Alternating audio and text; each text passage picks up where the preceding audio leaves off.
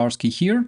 It's a pleasure to see you guys. Today I'm with Anna from Ukraine and Sergei Sumany, my good friends. Please also let me know if you can hear us well, okay? There in the chat, it's very important.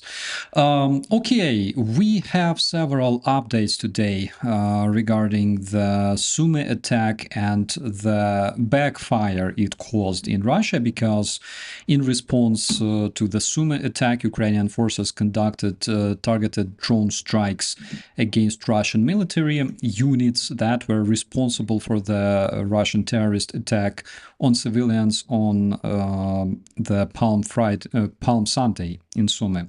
On 15th of April, Ukrainian drones struck the base of Russia's 448th Missile Brigade in Kursk Oblast, which was implicated in the Sumy attack. And frankly speaking, you know, one of the biggest reasons I hate Russians for is because when I watched those pictures of Russian soldiers brought to hospital, I was happy, honestly, because, you know, after Russia crossed the red lines of not attacking Ukrainian civilians, literally, as a Ukrainian, I have right for this opinion. I will justify whatever happens to Russians. Whatever happens there is completely justified after their atrociousness. Subsequently, on 16th of April, Ukrainian drones targeted military infrastructure in Ivanovo Oblast that was associated with Russia's 112th Missile Brigade that was also linked to the Sumy attack. And Russia claimed that its air defenses intercepted 7 drones over the region. However, there were numerous explosions heard, and apparently Russians, as always, intercepted the drones using their own buildings and infrastructure, as it always happened. My dear friends, before we switch to you, I would also like to remind you that we are running a fundraiser for the legendary 4th Operative Brigade of the National Guard Rubizh, my brigade, and this is the brigade that fought in Hostomel on the very first day of the Russian invasion, and later all over the front lines in the areas of Bakhmut and Rubizhne, Severodonetsk, Lysychansk, oh my god, Chasiv Yar, etc., etc. You can find all the necessary information below in the description. Please let me know if you need any additional information. So, my dear friends, how are you, Anna? Thank you. Finally, the weather is getting warmer because it was literally very cold here in Ukraine and I caught a cold. But I like the way my voice changed during that period, so it did not interrupt me from recording. And I feel much better after this justice was served to the Russian missile brigade responsible for this double tap attack on Sumy, which is just another war crime. Of course, this will not return the innocent victims of this Palm Sunday attack. And just think about that. Maybe 15, 20 years, the attack like that would terrify all the world, would be all over the news. And right now, Trump, the leader of once the strongest democratic country, wants to describe it as a mistake. Here I think that Trump is a mistake, also a double tap, because the American people somehow elected him twice. And it's very important to take the initiative into our own drones. That is why I also encourage all people to support your initiative, the fundraiser, which is open right now, because drones are the best at delivering this justice directly to the war criminals. And I think that such attacks, they bring a lot of positive results. Number one, and the most important one, is the destruction of these missiles that potentially would also target other Ukrainian cities, maybe on Easter or other days when there are lots of people on the streets. And second, like neutralize the people responsible for that. And of course, somehow we undermine the importance of justice. Even I kept repeating on my channel that we need to defeat, demilitarize Russia, and I've decided to add this third very important element, that is to deliver the justice to all the war criminals. And that is not just Putin, because those people who were double tapping Sumy, they are not Putin. They clearly knew what they were doing. They had all the information and they chose to do it. And as you beautifully described, that you feel sorry for those who later get into hospitals, or where the majority of the Russian army to hell. You don't feel sorry for these people. I also keep reminding our viewers that they had a choice. The moment they crossed the border of a sovereign independent country as invaders, they made the choice. They can stay inside the Russian Federation, and trust me, there's lots of things to fight for there. They have this choice. Yeah, absolutely. We all have choice whether to become criminals or not, and we have this absolutely beautiful saying that if you want something, you're looking for opportunity. If you don't want something, you're looking for justification, for a reason to justify why you didn't do that. Sergey, how are you? What's news? Well, I'm also in Kiev, exactly as Anna, and it's an honor to be today on this live stream with you, two legendary YouTubers who have promoted Ukrainian truth for so long time and on a such successful way, because you're honest and you're well informed and you do what is right and what is good. And I'm absolutely privileged to be here together with you, legends. And it was it was absolutely devastating. I need to say, it is like we have seen a lot of crimes in this war.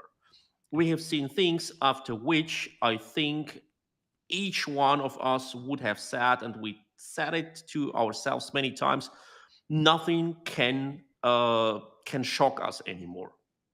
Nothing can make us more furious and more devastated. We have seen Bucha, we have seen Izium, we have seen Mariupol, we have seen murder of prisoners of war in Olenivka. We have seen Ukrainian prisoners of wars returning home looking like Auschwitz survivors.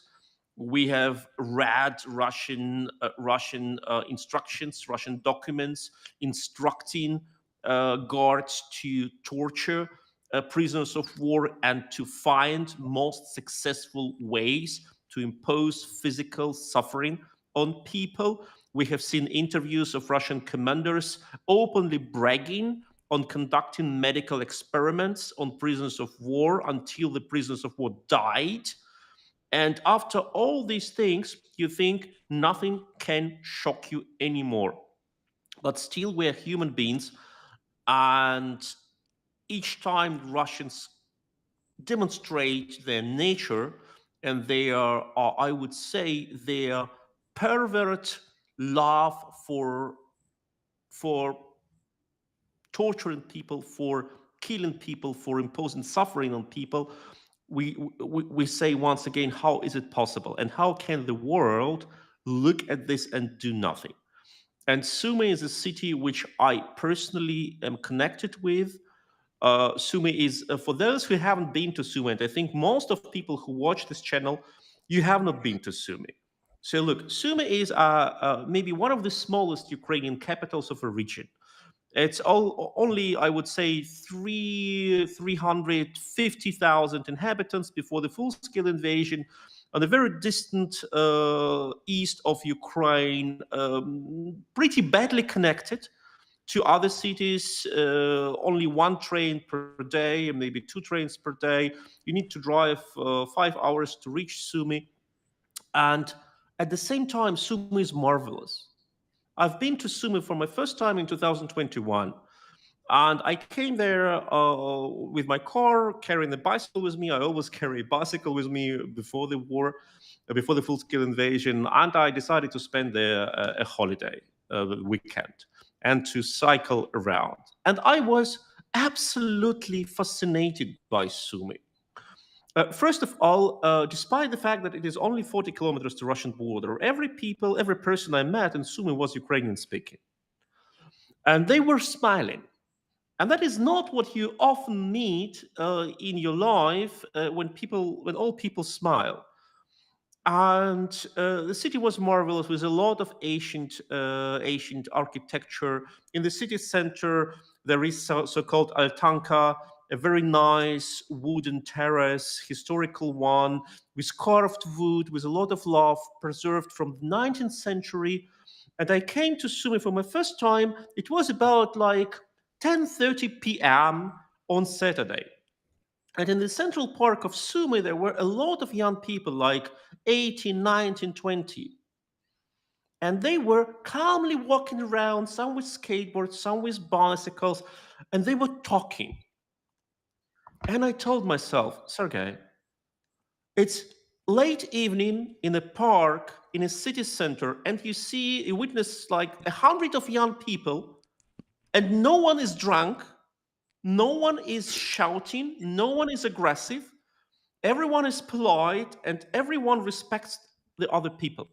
And then I cycled around and I saw all the heritage of this area. The area was extremely rich because of sugar production in later 19th century.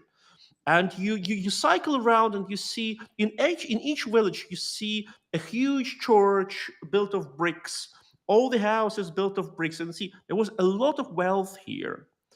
And the landscapes, low hills, a bit of forest, a bit of river, a bit of swamps. And then I realized when the Russians came to the stupid decision to attack the area, and they were smashed by Sumy territorial defense, it was absolutely not a surprise for me, because I saw there is only one road to Russia and a lot of forest and swamps around. And I knew that there were a lot of hunters there. So the Sumy people have just like smashed the Russians.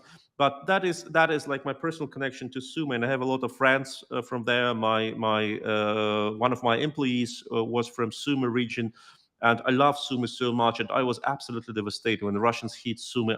It was like I couldn't breathe. I couldn't breathe because I know this area, and I go to Sumy like every 2 months because there is a lot of fighting there, and our organization supports the 47th Mechanized Brigade there and other units, and I know Sumy, and it was absolutely devastating, hitting people on Palm Sunday, churchgoers, civilians, a lot of children, and then bragging that they have hit some secret NATO meeting.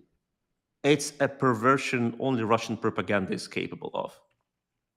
Yeah, absolutely. They do it all the time. They do it all the time to justify their atrociousness. And we can hear that a lot. Remember when they hit Kramatorsk, Frankie and Koen, our good friends from Netherlands, also were in that very pizzeria in Kramatorsk that very moment. They were lucky to survive, and we know exactly the number of victims. We know that half of those people that were killed there, they were actually employees of that place, and Russians were spreading the fakes that something like several hundred NATO mercenaries were killed there. And in Kryvyi Rih, they also said that those children that were murdered by Russian missiles, they were actually foreign mercenaries. But again, it's very, very typical. I'm not even surprised because, it's very easy to recognize when Russians are lying. It's when their lips are moving. It's a known fact. Speaking of our allies from the other side of Atlantic, the United States, one of the craziest reactions that we heard from Trump when he was commenting this horrifying strike on Sumy, he said that it was a mistake. And later, when he was asked to explain what he meant, he started repeating like the same narratives when that he says every single time when he doesn't know what to say. That this war should not have started, and if he was president, and blah blah blah.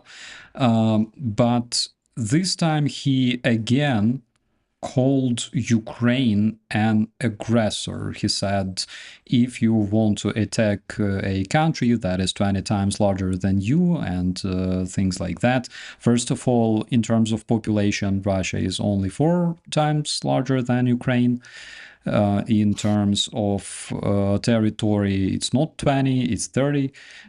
So basic things that unfortunately he doesn't know. But why does Trump repeatedly say that Ukraine was an aggressor? Anna, how do you think? Thank you for this question. And here I 100% agree with what he has mentioned before we started our live, is that I personally have stopped following, I mean, emotionally following, deeply following what Trump says. Because even if he says something positive towards Ukraine, towards the European Union, I know it's just for an hour or a day or 2 hours or 30 minutes or whatnot. He does not have a clear vision or a clear understanding of literally anything. And 100% that even his advisors don't know how he will react to a particular thing tomorrow. Look at his tariffs on, off. And oh my God, this does not describe him as a strong leader. He hopes it does, but in reality, maybe the first time he imposed that tariff, he looked like a crazy, decisive person. I'm not saying clever, but crazy, decisive. And after he applied this on off, I'm sure that Chinese leaders and Russian dictators, they just kind of feel funny about that. One of the main things we have to accept about the White House administration, which I sure separate from the people of the United States who demonstrate their amazing support, and sometimes we actually feel sorry for them, even we are being bombed here in Ukraine. One thing that we have to accept about Trump is that he loves the mindset of Putin, that he wants to be Putin when he grows up. That's his vision of his future. That's the way he treats countries like Canada, like Mexico, like Denmark, with Greenland. He has chosen this approach. So, how can we expect that a person that wants to annex Greenland or to annex Canada and openly repeats that by different official speakers, how can we expect that such person will protect the territorial integrity of Ukraine? I think in his mind, there's just Putin, him, maybe Xi, and they can divide the world as they want. And according to this logic, when Trump says that Canada must join the United States, he believes that Ukraine must join the Russian Federation according to this logic, just because the Russian Federation wants it, and just because Trump wants Canada to be a part of the United States. These people, they don't have any morals, they don't have any background knowledge. They actually know very little about the state of Russia. Now, there is an official investigation of Reuters demonstrating that from 4 to 6 million shells were bought by Russia from North Korea. They paid North Korea $20 billion for that. Is that a sign of Russia's production of the? No. Like the majority of shells they use on the front lines right now are of the North Korean production. That's definitely not the size, not demonstration of the strength of the country together with the thousands of North Korean soldiers on the front lines. But Trump lives in this old world where he believes what Putin says him, and simply these 2-3 people want to divide the world according to their desires. So we cannot expect anything normal coming, even if he will praise, I don't know, Zelensky and the people of Ukraine during one day. We have to be 100% confident that tomorrow he will say something worse. Just because Trump does not share I don't know. I will avoid the word values. The modern administration doesn't like it, but he does not see the world the way we do, the way people in Germany do, in France. We may be different in the ways we react, but still, he wants to be Putin. So, of course, everything that Putin does is actually something that Trump wants to do in a year or in a month. And let's finally be realistic. When the president of a country says that he wants the territory of the other country, don't take it as a joke. Take it seriously. These people are responsible for what they say. If they keep repeating that, if they keep sending delegations to Greenland, if they keep this trade war against Canada and other Mexico and other former allies, that is a sign they are doing and thinking about something bad. So I think it's time to finally let Trump say whatever he wants. I think negotiations or this image of negotiations is okay to get more time for us and our European allies to rearm, to strengthen, but sooner or later, 1000%, Trump will abandon NATO, EU, these global democratic alliances. I only hope he will not fight against us. Big time, agree with you. My biggest concern is that he might start to pressure other European countries that are still big time depending on the United States, just as well as we are, that he will start to pressure those countries to decrease the support for Ukraine, and this can absolutely happen. But Sergei, you as a political expert, can you tell us what could be the strategic or political motivation for Trump, behind blaming Ukraine for being invaded? What's the reason? Well, thank you for praising me as a political expert. I always try to be one. Now, I think that the most important skill people need to have now, and actually not only now, but like since several years, is an experience of growing up in a criminal environment full of thugs and criminals and gangs, etc. And it was pretty much easy for me all these years to predict Russia's behavior.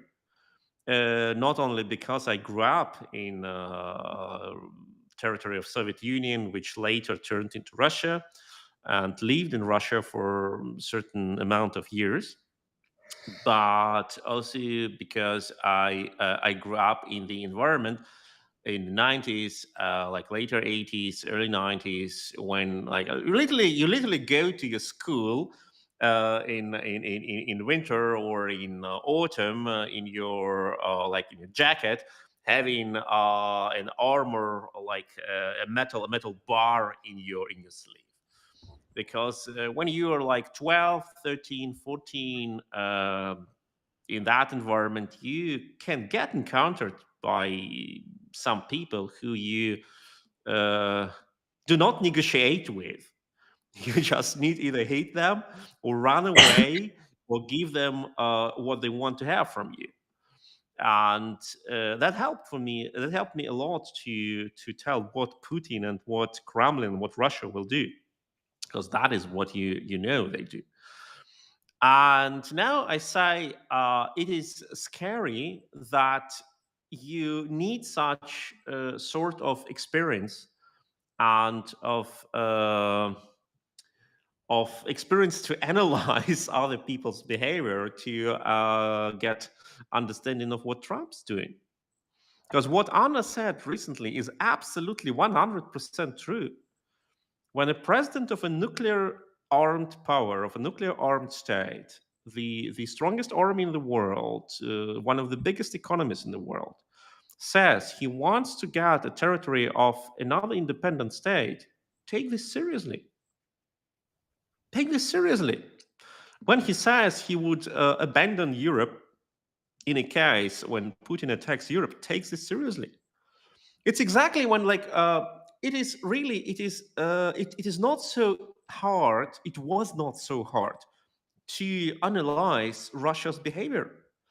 Like all these European talks of experts, of so-called self-proclaimed experts, who said, "Oh, Russia is afraid of NATO expansion and has interest, security interest there and there, economy interest, Gazprom, central bank interest rate, industry production index, that and that." Bullshit, utterly bullshit. You just had to read what Russians wrote in their books and articles in their internal market. You just go into a Russian bookstore and you see the whole wall of books dedicated to their wet dreams, how they nuke London, how they occupy Washington, D.C., how they smash Ukraine, how they punish that and that country, which they said is a traitor country. And for Russia, everyone who is not happy with Russian dominance is either a Nazi or a traitor or both. And it was enough just to read it and understand what Russia is really interested in: dominance through violence, revenge, or feeding their mixture of inferiority and superiority complex, and kill, kill, kill. Is Alexander Dugin, Putin's one of Putin's most favorite thinkers nowadays? He said it openly on his live TV interview: "Kill, kill, kill Ukrainians. That you need to do. Kill, kill, kill." And that's what Russians say is good. So now, when Donald Trump says he will do that and that, just trust him. Just trust him, as Anna said.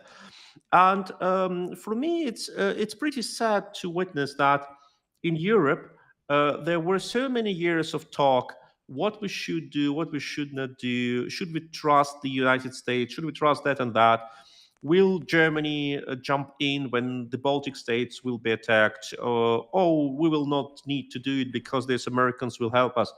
Guys, these Americans have helped you once in 1940s when the US Army helped to liberate Europe and to keep the Soviets out of Frankfurt, Hamburg, Stuttgart, etc.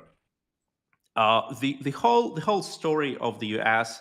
involvement in the world affairs is actually not that brilliant. From the European perspective, it's great, and we owe the U.S. Americans a lot for having guaranteed our freedom and democracy.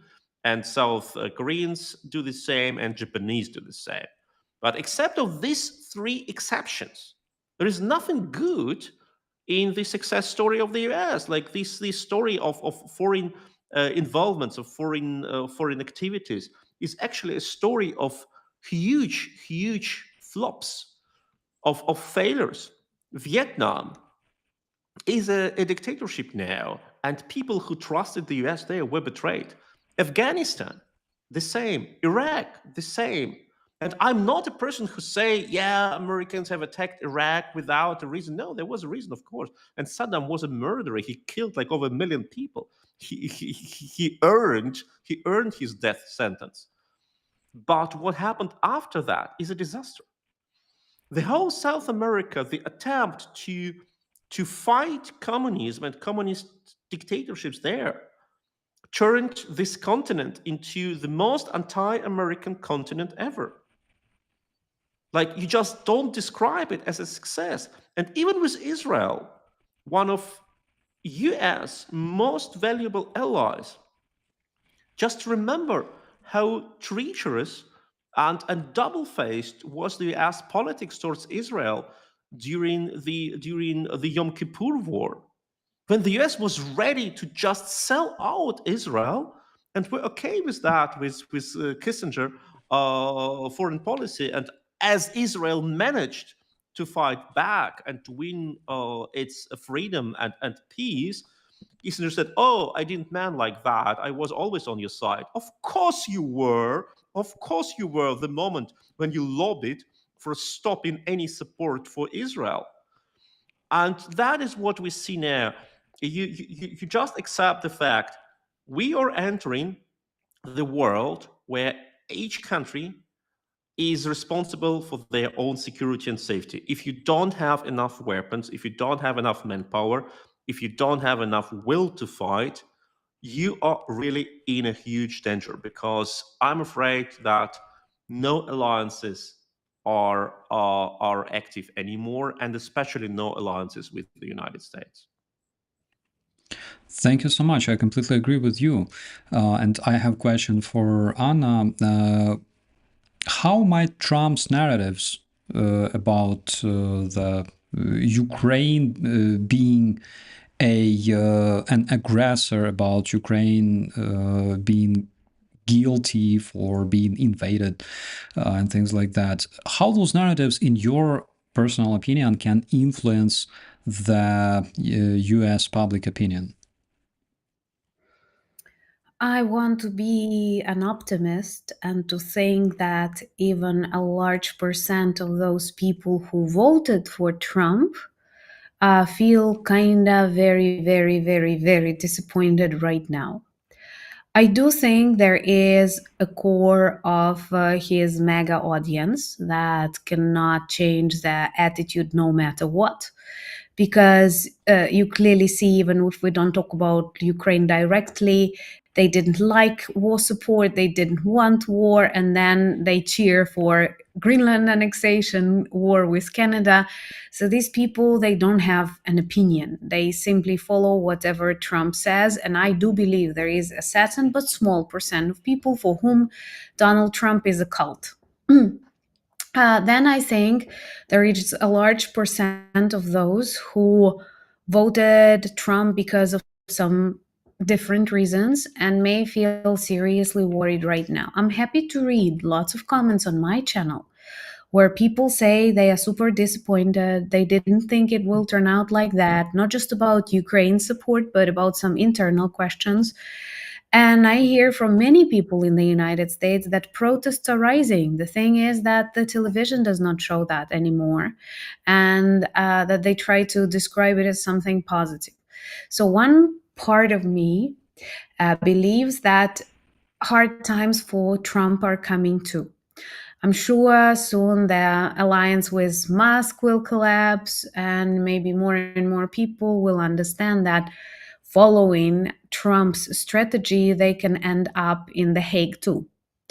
Hopefully, if not this desire for justice, this instinct of self-preservation can work for, I don't know, people like Rubio or some others in this close environment of Trump. Of course, any sane person understands that Ukraine did not attack Russia, first of all, because that was a very vivid, literally online invasion. And we can see parts of the Ukrainian territory taken by Russia. We can see all that harm. That he started this conversation very strong when he enumerated a number of those things that you think that is the end, that is the biblical evil, nothing worse can happen. And then a list continues. People saw that. People saw this double tap attack on the Palm Sunday. And people who are Christians, they support Trump. And if we talk about Easter, if we talk about Palm Sunday, it's not about eggs or chocolate bunnies. It's about justice, it's about human life. And what you witness is a huge tragedy, is a serious terrorist act, an open, literally online with all the recording available and all the attention already drawn to these like territories.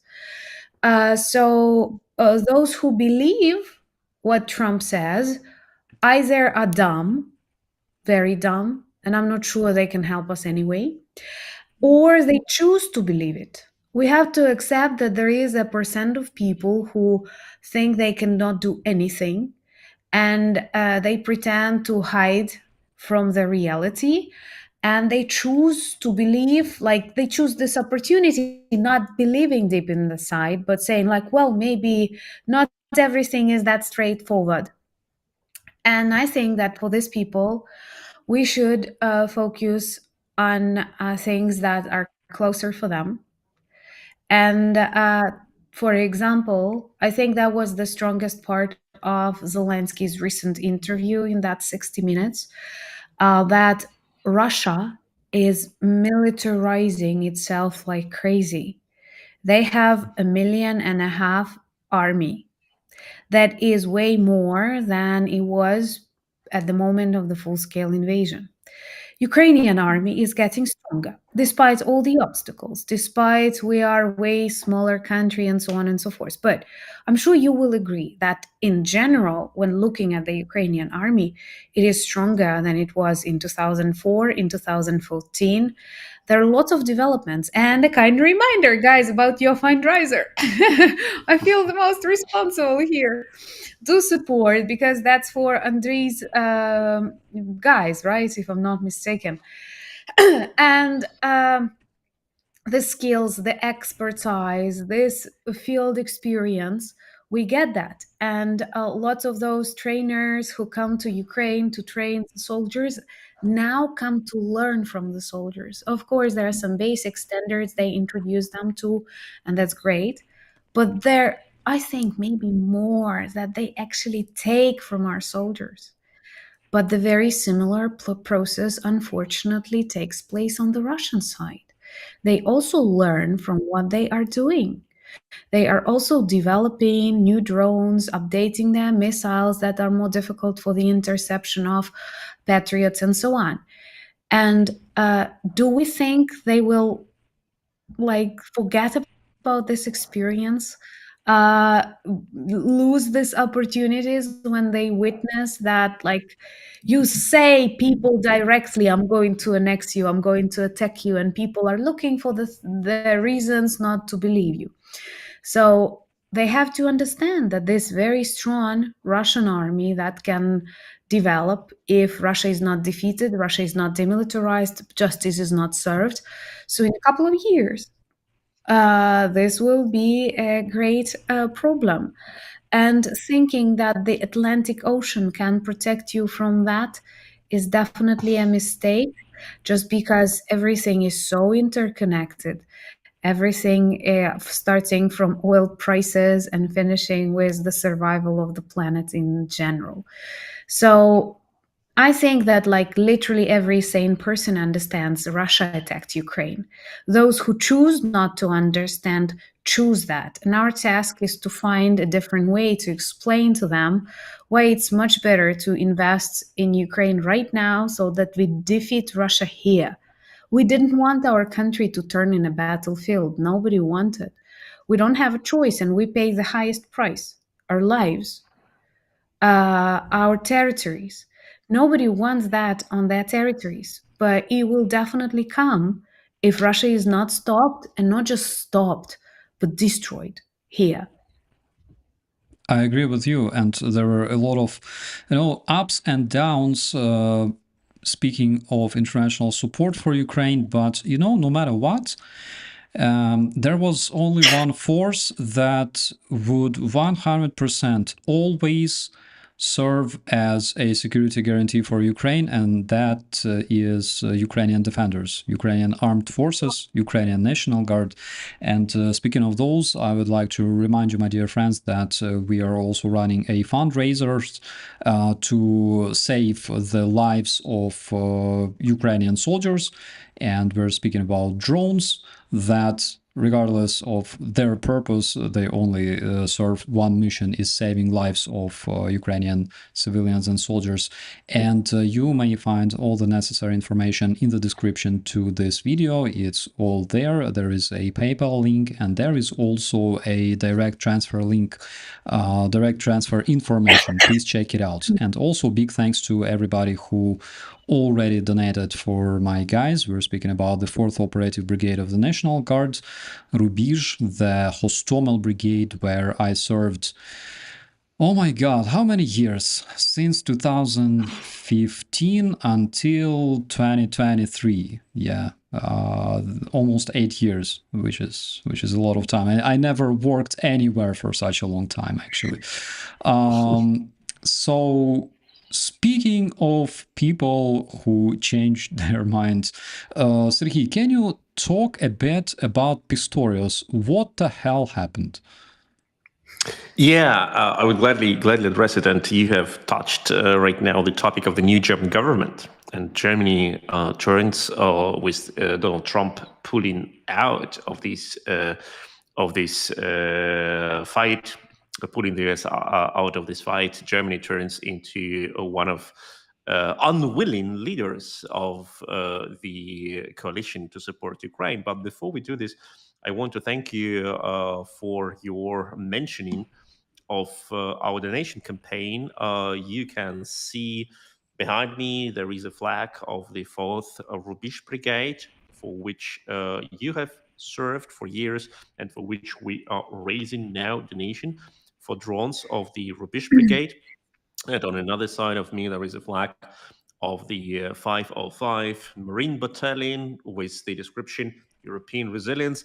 That was a huge honor for our organization, European Resilience Initiative Center, which have raised over 50,000 euro for the 505 Marine Battalion. You have donated this money, and we have delivered drones and drones and drones to the 505 Marine Battalion. I personally brought them to the front line in 2 batches. And now we are delivering the same drones for the Rubizh Brigade. And that is why your donations are so important, because each donation saves lives. That is absolutely the crucial question for many people when they ask, why do I need to donate? Because the government sends the tax money. Yes, the government does it. But when the government sends money, the time between sending money and allocation is about 6 months. And they go in the very hard, complicated, bureaucratic ways. And you don't want to know how much of this money lives in your own country at the bureaucrats, because they need to get salaries. They need to, it's absolutely legal. Of course, they need to check everything. They need to prepare documentation, etc. But when you donate money to the campaigns like this one, all money goes directly into production of drones and of bringing of drones. And I also want to say we have raised only via PayPal. The link is in the commentary, not in the commentary, in the description of this video. We have raised by now over 24,000 euro, with the largest donation of, I tell it, 10,152 euro 64 cent. 10,000, more than 10,000 euro. And you can join this campaign and donate as much as you can. There is no such thing as a small donation. Each donation saves lives. Each donation is important.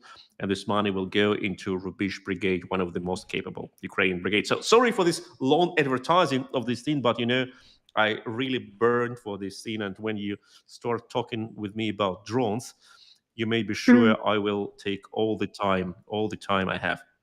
But talking about Pistorius, you have mentioned Boris Pistorius, German Minister of Defense, who served more than 2 years, I think 3 years, I would say 3 years under Olaf Scholz as defense minister. And he was a famous hawk in this government, and he was very good. And now he is transferred to the new, not yet confirmed government of Friedrich Merz, the most probable new chancellor of Germany. And now he turns to be a dove. Like he recently said, the same person who told all the time under Olaf Scholz that he wants to send Taurus to Ukraine, now says that Taurus is not what Ukraine needs so much, and blames Germans of, I quote, having erotic feelings for weapons, which is absolutely like, what does he mean by that? Like having erotic feelings for weapons regarding Taurus? Sounds crazy. And I think that this sudden change is absolutely not a surprise. And let me explain my speculation. The new government is not yet set. That is what we need to understand. Germany is a country of very long ways. We have promised Ukraine 5,000 helmets. We have never delivered them. They're still in delivery. Okay, so we started our talk about new government like in November last year. Now we have middle April. We still do not have a new government. In France, they do it like that. Like Macron says, okay, people don't support my government, snap elections in 1 week, in 2 weeks, in 3 weeks, we have a new government.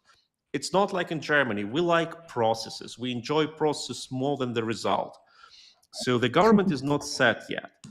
We will have voting on the chancellor, I hope before Easter, maybe shortly after Easter, and then the new government will be formed. And we will most probably have the coalition of Christian Democrats and Christian Social Union, the conservatives, and the Social Democrats. That is what we have now because parties have more or less agreed on a thing called coalition treaty, which describes the new ways of ruling the country. But it is not set yet. And the positions in the government are still not set. We all know, because there are a lot of leaks, who is being manned for which position, but these positions are not set yet. And in the rumors, there is an idea that the foreign ministry goes to the conservatives, and the Minister of Defense goes to Social Democrats. And Boris Pistorius remains on his position as the Minister of Defense. Now the trick comes, because in the whole social democratic elite, Boris Pistorius is the most hawkish person. And that is exactly what many social democrats are afraid of. They don't want him to be that hawkish. They don't want him to provoke Russia. So my personal idea is that Boris Pistorius is so much afraid of losing his position that he needs to calm down the critics in his own party and says, oh, I'm not that pro-Ukrainian. I'm not that anti-Russian. I actually understand your concerns. And I think that is the reason why he has suddenly turned 180 degrees against his previous attitude. And I think that is the reason why he is making the statement, which contradicts his whole position during the last 2 years, because he wants to get that position and he thinks that he needs to be more like calmed down and says, okay, if the Chancellor Friedrich Merz is so much pro-Taurus, I don't need to be pro-Taurus anymore. I can demonstrate my own party that I am actually a very balanced person. I think that is the trick. Being a professional politician is such a curse, I think. But we can see how it works with the American president, for example, because when he states one thing and changes his opinion the other day, that is completely crazy. And speaking of this, for example, recently the U.S. State Department's spokesperson, Tammy Bruce, made a statement. She said any discussions about sanctions relief would only follow a halt to Russian aggression. She said, citing the Palm Sunday attack. She said during this press briefing on 15th of April that after Russia's missile attack on Sumy on Palm Sunday, more questions should arise about who really wants peace and a ceasefire, which raises a lot of questions. We can see Trump and Witkoff specifically completely following Russian agenda and discussing, dividing Ukraine and things like that, which he can divide his ass as much as he wants, in my personal opinion, but not Ukraine. But this surprising rhetoric coming from the spokesperson of the United States Department, does this reflect a shift in the United States administration's stance towards Russia? Is it a strategic ambiguity or internal inconsistency? Anna, how do you think? Thank you for stating this third option. I would not shape it better as internal inconsistency. I think it that way. And I think that this very short period of Trump's administration work has already demonstrated how negligent and unprofessional they are. Do you remember that Signal Gate? Actually, it does not. It is not worse to be coined as Signal Gate, but something that would lead to lots of people fired and forever gone from the big politics is now accepted as something like minor and totally okay.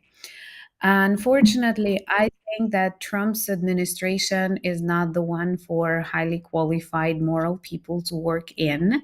And if some are left, they will leave soon this environment.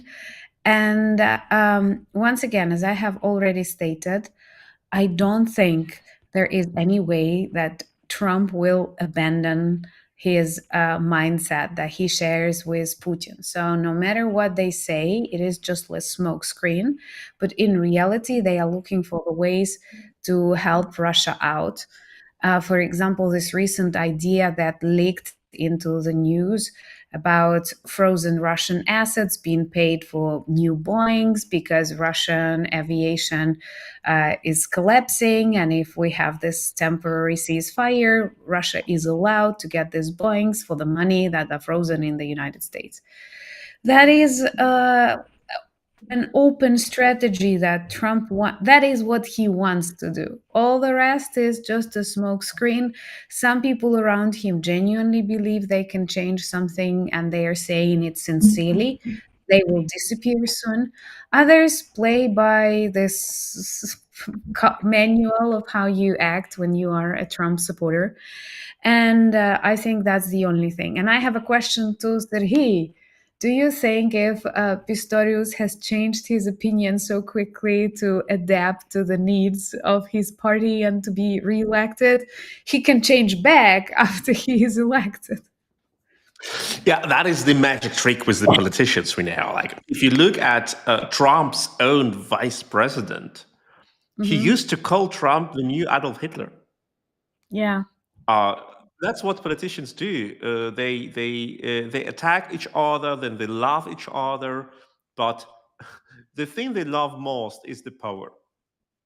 And I think that many of them do what they do not because of love for Ukraine, but because they want to survive politically. That is actually the problem with many security experts. And I need to say it, unfortunately, about many German security experts.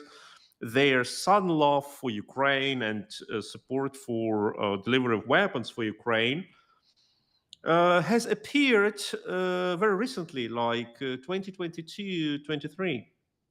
If you look at their statements 2021, 2020, they promoted quite different narrative, especially those who got funded from the German Chancellor's office, back then, Angela Merkel. And that is a problem because you never can be sure, you can never be sure that their support for Ukraine is really genuine. But of course, you need to live with what you have, and you need to get the allies you can get. And as long as they do right thing, it is okay. Regarding Pistorius, I still think he's the best one because look, I'm afraid I'm going too deep into German boring political constellations and schemes, and please stop me if I'm going too far. But look, in German tradition, German political tradition, if you have a coalition, there are like two positions, two ministers who deal mostly with foreign affairs. It is the foreign affairs minister and the defense minister. And in a tradition, the foreign affairs minister goes to the lesser coalition partner, and the defense minister goes to the larger coalition partner. But you never have both positions within one party. So from this point of view, the Christian Democrats on the Friedrich Merz should have got the defense minister and the Social Democrats a foreign minister. And that is not what happened. And I think it is the best thing which we could get. Because look, among the Social Democrats, you don't have any person, I say literally any person, who would be more or less tolerable as a foreign minister. Because every person within the Social Democratic Party who have higher ranks in the hierarchy of the party and their interest for foreign policy, they are pro-Russian. Mützenich, Stegner, I don't know, like Manuela Schwesig, my God, the person who lobbied for Nord Stream 2 all the years. Just imagine such of these persons would have got foreign ministry position. Disaster. At the same time, in the Christian Democratic Party, there were people both good for foreign and defense ministry, but they have got foreign ministry untypical for German tradition and picked Pistorius, the only person, the whole Social Democratic Party, who was like pretty much pro-Ukrainian and critical to Russia, to the defense minister position. I think in the world which we have, it is the best situation. And I tell you, I would never have, it's my curse if you want, I will never have a government in Germany which will make me happy. Because like there are not my views are pretty untypical for Germans. Okay, and I'm naturalized German. It's fine for me to be a very small minority in Germany. It's okay. I will never have a government in Germany which I would say, oh, I love it. It cannot be better. But if Pistorius is a defense minister and Merz is a chancellor, I'm okay with that. I think there are 1,000. Do you remember the Marvel universe? I have seen 1,700,000 possible futures, and there is only one option when we win. This is this option. This is this option because with this defense minister and with this chancellor, we have a chance to win. But there are so many options where we lose. And I can tell you, there are a lot of very possible options with much worse outcomes. Oh my God, I agree with you so much, that and I think that it can be applied to any country of the world, that there will never be the government that we can be satisfied with. Speaking of, I don't know, Ukraine, Germany, France, like anything, there will always be somebody.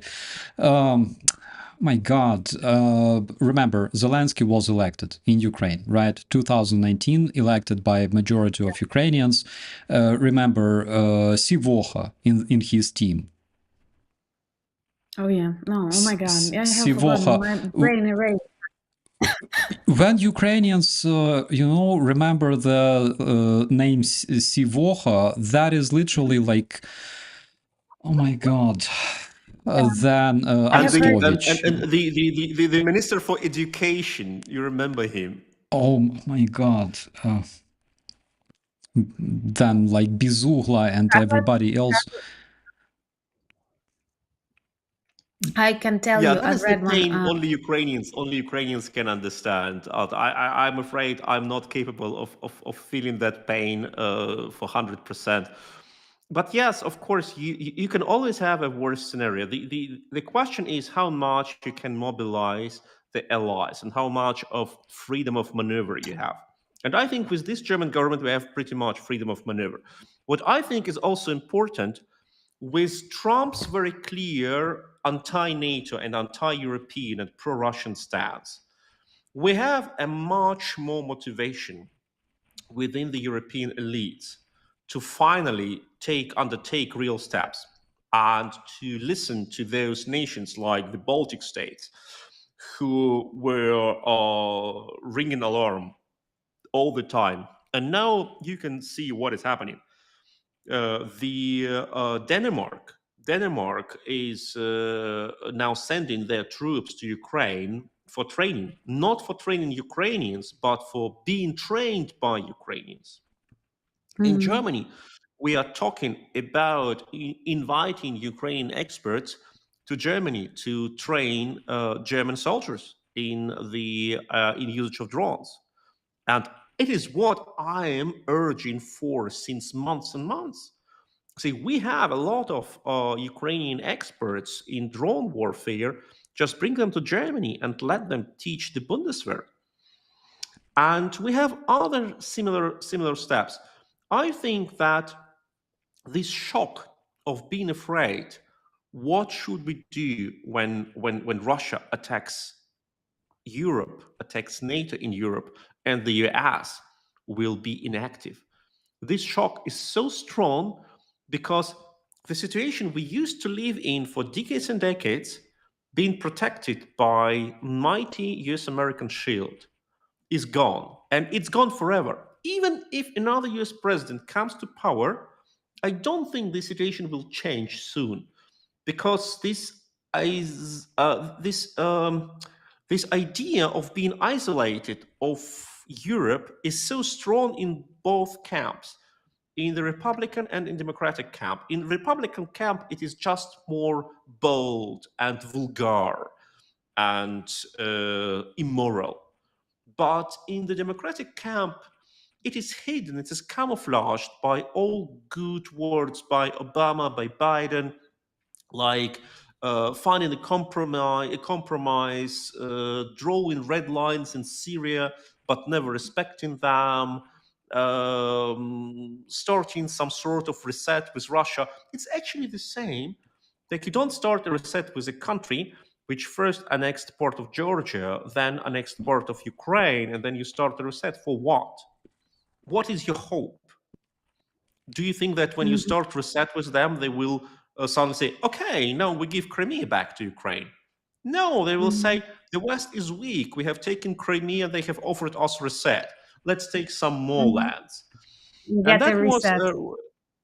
that was the Russians' way of thinking. So I think Europe should either wake up and arm itself to teeth and see Ukraine as an asset, not as a burden.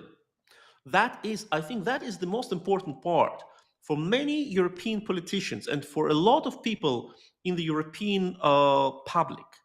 Ukraine is seen as a burden, as a cost.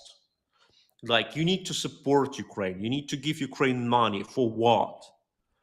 But Ukraine is an asset. Without Ukraine, you're lost. Without Ukraine, Russia will blackmail you. Russia will threaten you. Ukraine has an army of 1 million persons, capable and motivated. Ukraine has experienced the only democratic country in the world which has experienced the most modern way of warfare, drone warfare. Ukraine has beaten the largest continental army, armed with everything they have, with planes, with missile cruisers, with cruise missiles, with strategic bombers, etc. A ruthless army which used chemical warfare, which used terror bombing, which used carpet bombing, everything, and Ukraine has beaten them.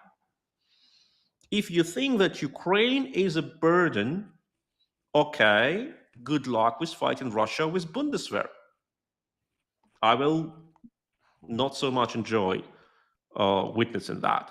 So Ukraine is an asset. Just include Ukraine into your defense strategy, into your security architecture, and you will be unbeatable. Give Ukraine to Russia, and you will see how in 5 or 10 years, Ukrainian youth, indoctrinated and brainwashed by Russian propaganda, will fight against you. And I don't think that your armies, our armies, will have a chance against that army, that combined army of Russia and brainwashed Ukraine.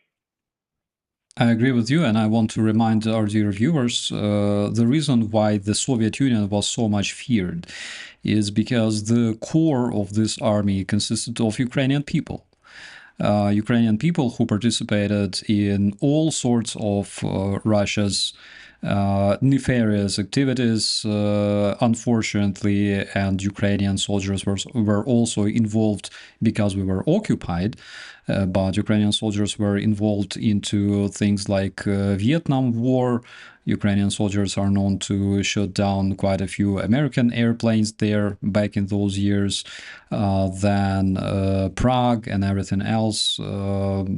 Ukrainian army was the core of the Soviet army, and the reason why Russians don't have balls today and they are being stopped in Ukraine, that is literally the reason, because they are fighting against the force that was the backbone of their army back in those years when Soviet Union existed.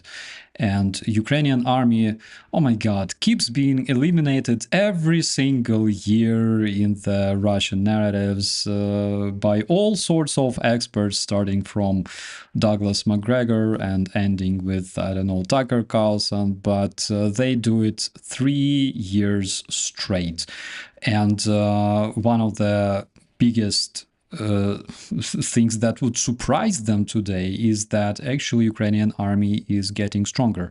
And my dear friends, if you want to help Ukrainian army to become even stronger, please check out the links in the description to this video, because we are fundraising for the drones for my brigade. It's 4th Operative Brigade of the National Guard Rubizh, Brigade of Hostomel.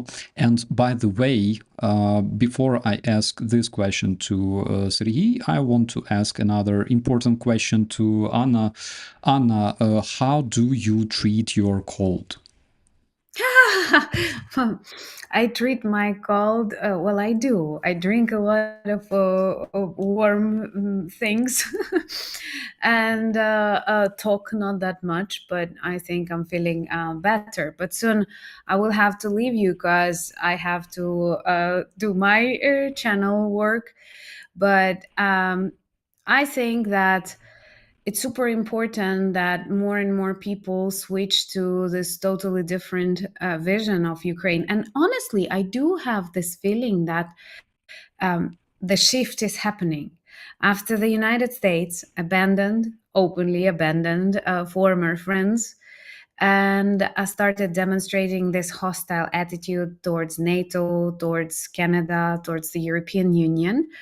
I think that more and more people, when asking their question, what happens if Russia attacks the Baltics, if Russia attacks Romania, if Russia attacks Germany, what shall we do? Whom shall we turn for? And I think many have Ukraine on the mind.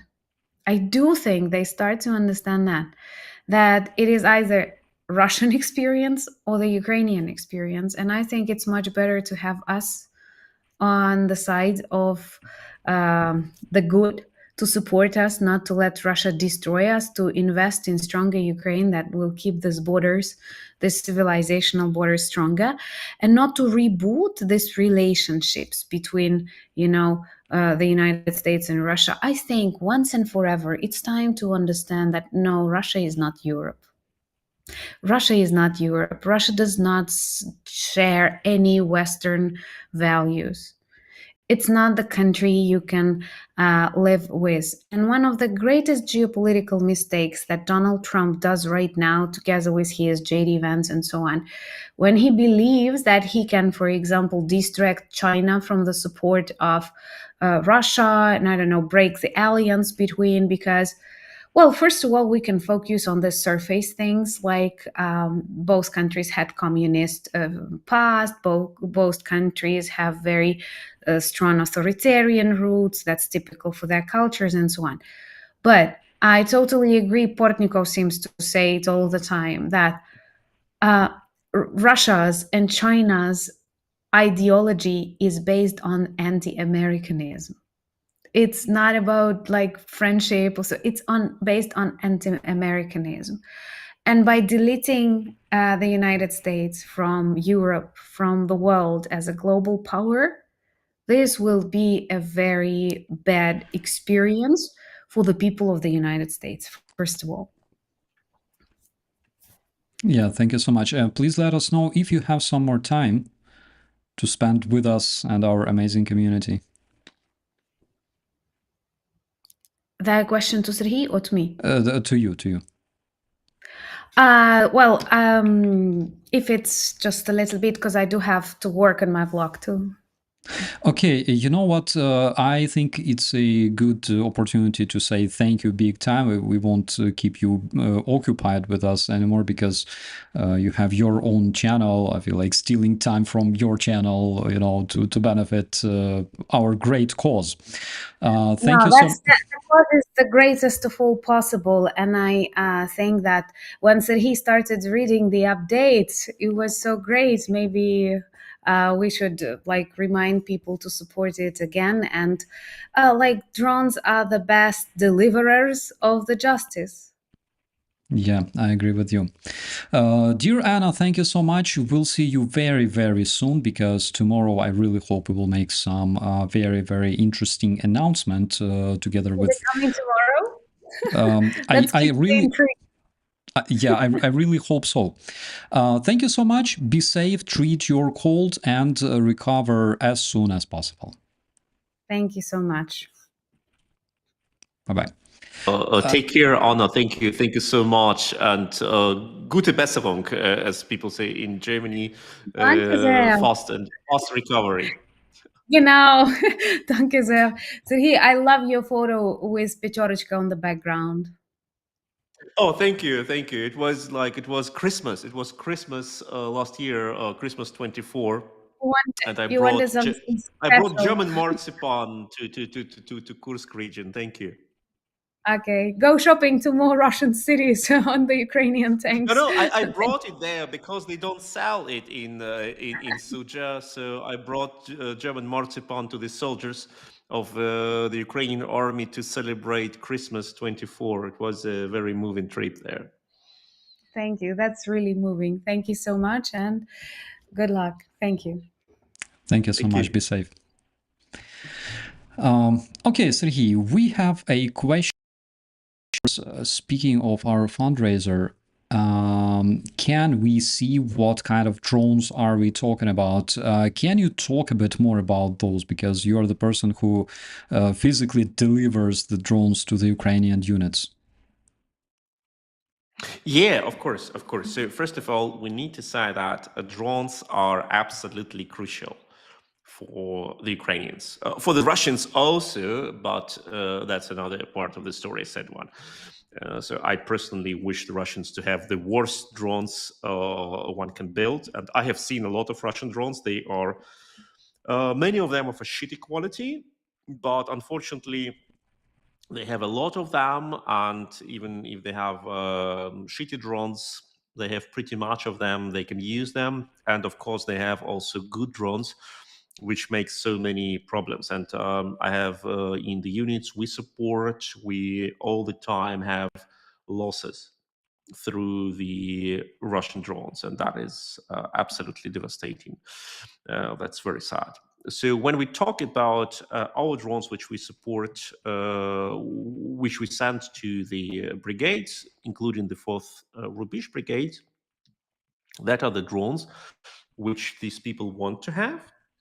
And they are of two major types. They are off-the-shelf drones, this like DJI Mavic and Hotel, pretty expensive ones, which can be used for civilians of the area.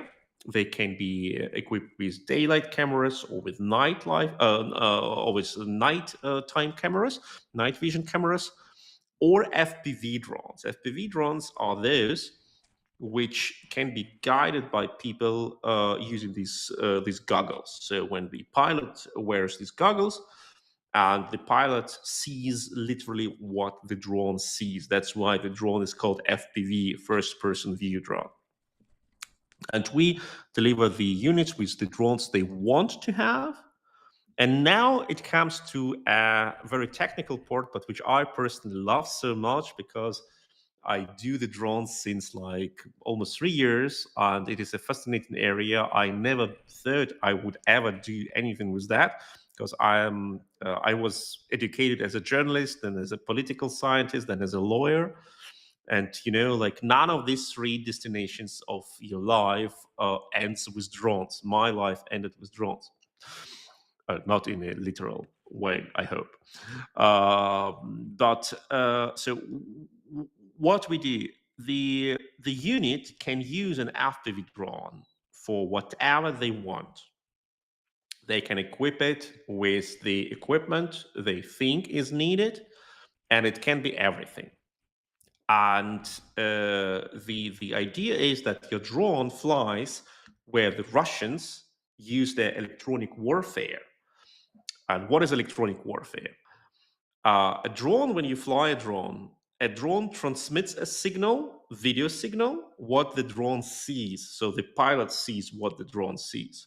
And the pilot transmits a signal for guiding the drone. So the drone knows what motor should be, should it run, where it flies, left or right, forward or backward, higher, lower, etc. So both communication goes through the radio signal, as long as it's not an optic fiber cable drone, where the communication goes through an optic fiber cable. So the I have I have the comment. You're a drone nerd now, Sergey. Yes, I am. So the enemy wants to jam this signal. That means the enemy wants to emit a signal so strong on the same frequency that you either don't get the video signal from the drone, or the drone doesn't get a common signal from you. It's like when you want to talk on your phone with someone in a crowd, and there is a lot of noise and music, etc. You cannot hear a person say, "Yeah, I cannot hear you. Can you call me later or text me?" That is exactly what happens when the Russians jam the drone. So in this situation, the pilot loses the drone because no contact is possible anymore. And that's what you want to avoid. So for this case, the units, they tell us, look, guys, we know that Russians use on this area of front, they use jamming on that frequency. We want to have a drone on a different frequency. Or we want to have a drone which can swap between frequencies, have two frequencies, which it can automatically swap when signal goes down. And that is what we deliver now. And then the units can transport everything with the drones. For example, blood for a wounded person. When a person is somewhere like 5 kilometers from you and is wounded, and they can transport blood to them. Or you can transport medikit. Or you can bring water to a group of soldiers which are encircled, etc. Or you can use this drone as a transmitter drone. So you send this drone to the sky, and this drone just transmits signal to other drones. Or you can use a drone as a recon drone to find like enemy movement, or to find a minefield. Because if the drone is equipped with thermal camera, just imagine, in summer, sun is high, the landmines, these anti-tank mines, when they get laid on the ground, they get hot by sunlight. And when the sun sets down, the ground gets cold, but the mines remain hot. And you send a drone equipped with a thermal camera, and you see these mines glowing in the night like white dots, and you know where a minefield. You can find fires, you can find other things. So drones are actually everything in this war. And of course, the units can equip them with everything they need. It's in their responsibility, and we just deliver them drones which are the best, which are usable, which are resistant to Russian electronic warfare, and which I would not say never fail, but our technical failure rate is under 1%, and that's extremely good. That is amazing. And again, another reminder that whatever drones Ukraine is buying for its soldiers are saving lives, even if their purpose is a bit different, but they're saving lives. There's several commentaries regarding my wardrobe, by the way. We have Zhilka saying that I should buy a bigger selection of clothes for my live streams, and Also, Kelahella says Starsky straight out of Ralph Lauren today. Guys, mark my words, if we gather, our mark is $100,000 for 1,000 drones, right? Euro. Yeah, so if we gather this amount of money by April 30th, the next stream I will do, literally wearing nothing at all. And I can do that. Or if you double that, I will be wearing something. So yeah, I need to say here, 1,000 drones is, to be realistic, okay? 1,000 drones is our strategic goal. It is what we want to achieve. We cannot buy 1,000 drones with 100,000 euro, unfortunately. If it would have been possible, I would gladly do that, but it is impossible. So I say 1,000 drones is the strategic goal which we want to achieve. 100,000 euro is a realistic goal of raising donations. All money goes into drones, but unfortunately, 100,000 euro cannot buy 1,000 drones. That is understandable.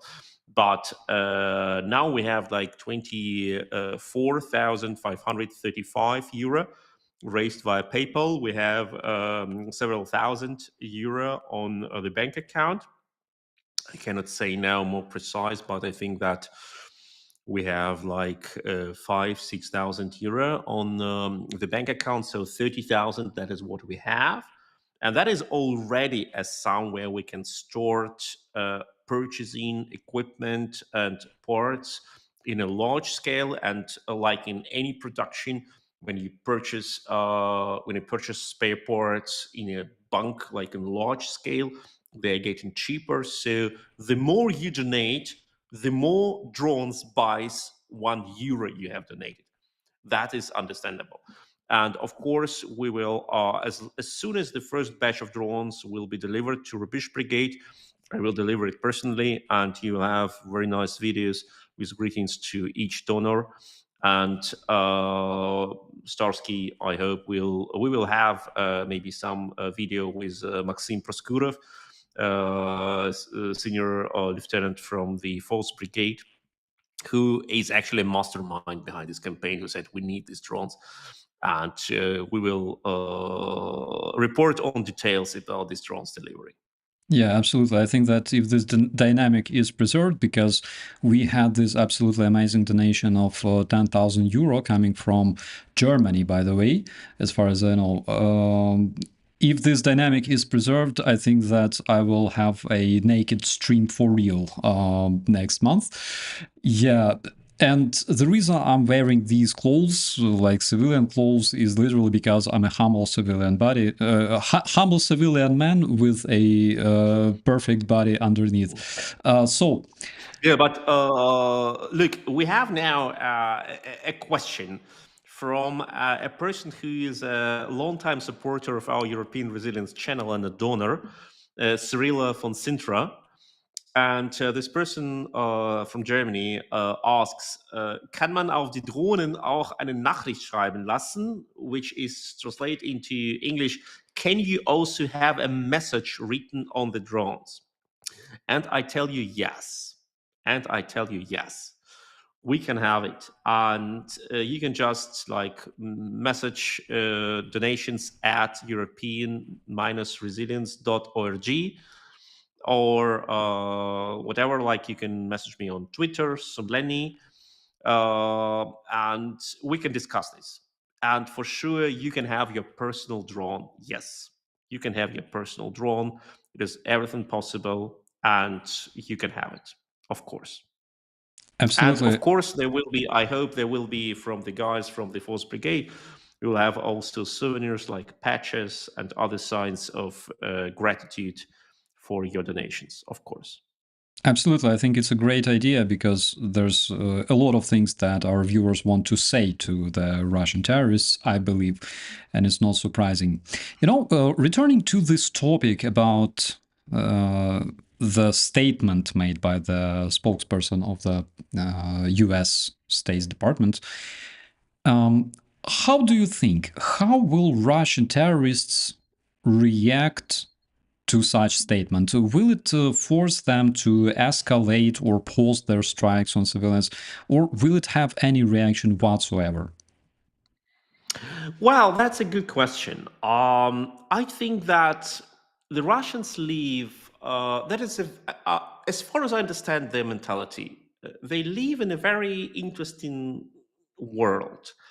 On one hand, they shape the world, they create the world, so to say, with their narratives, with their influence networks, and with their propaganda and corruption and bribes and blackmail, etc. And they're pretty much successful in this. On another hand, they start to believe from a certain point, they start to believe in their own lies. And that is absolutely scary to witness when you see that they start to believe in lies they have created by themselves.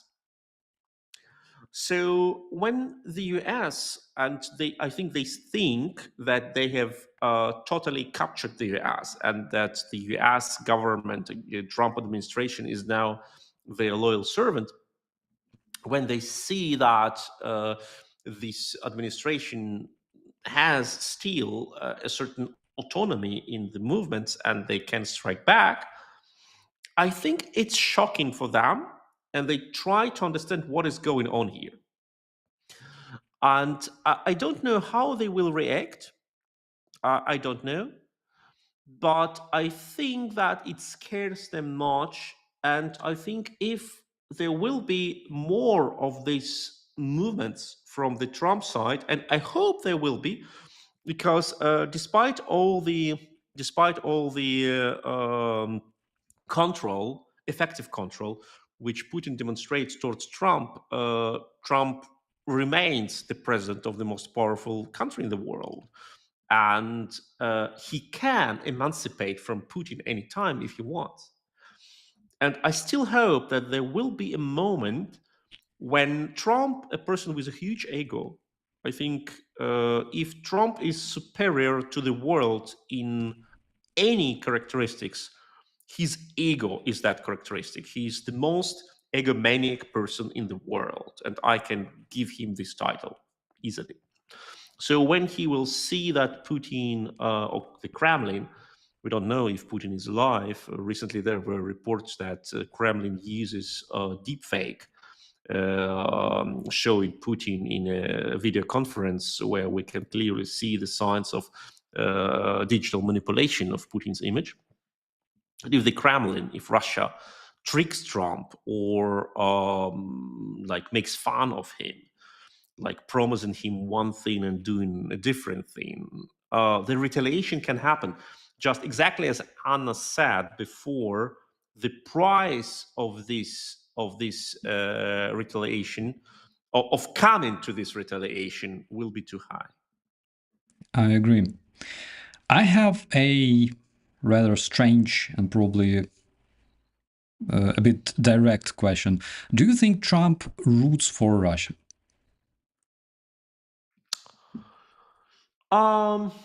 You can see exactly what I see. You can see his absolutely weird statements.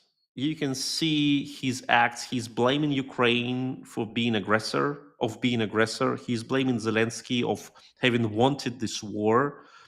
He tries to find cheap excuses for Russia's terrorist attacks. He tries to find some sort of easing in sanctions on Russia with these Boeing spare parts, etc. Okay, show me another explanation. I'm open. Like, just explain me what he wants to achieve. Does he want to reach some sort of negotiation leverage, demonstrating goodwill towards Russia? It's absolutely illogical. Anyone who observed Russia's behavior for 1 hour knows that you get the best leverage against Russia while demonstrating strength and decisiveness and readiness to hit. Like Erdogan knew it perfectly. 2015, Russian jets repeatedly crossed Turkish airspace, a very short appendix of Turkish territory, flying from Syrian airspace to Syrian airspace via this short appendix of Turkish territory. And Erdogan told them, don't do this again. The Russians said, who are you, Turkey? We don't care, and continued to fly.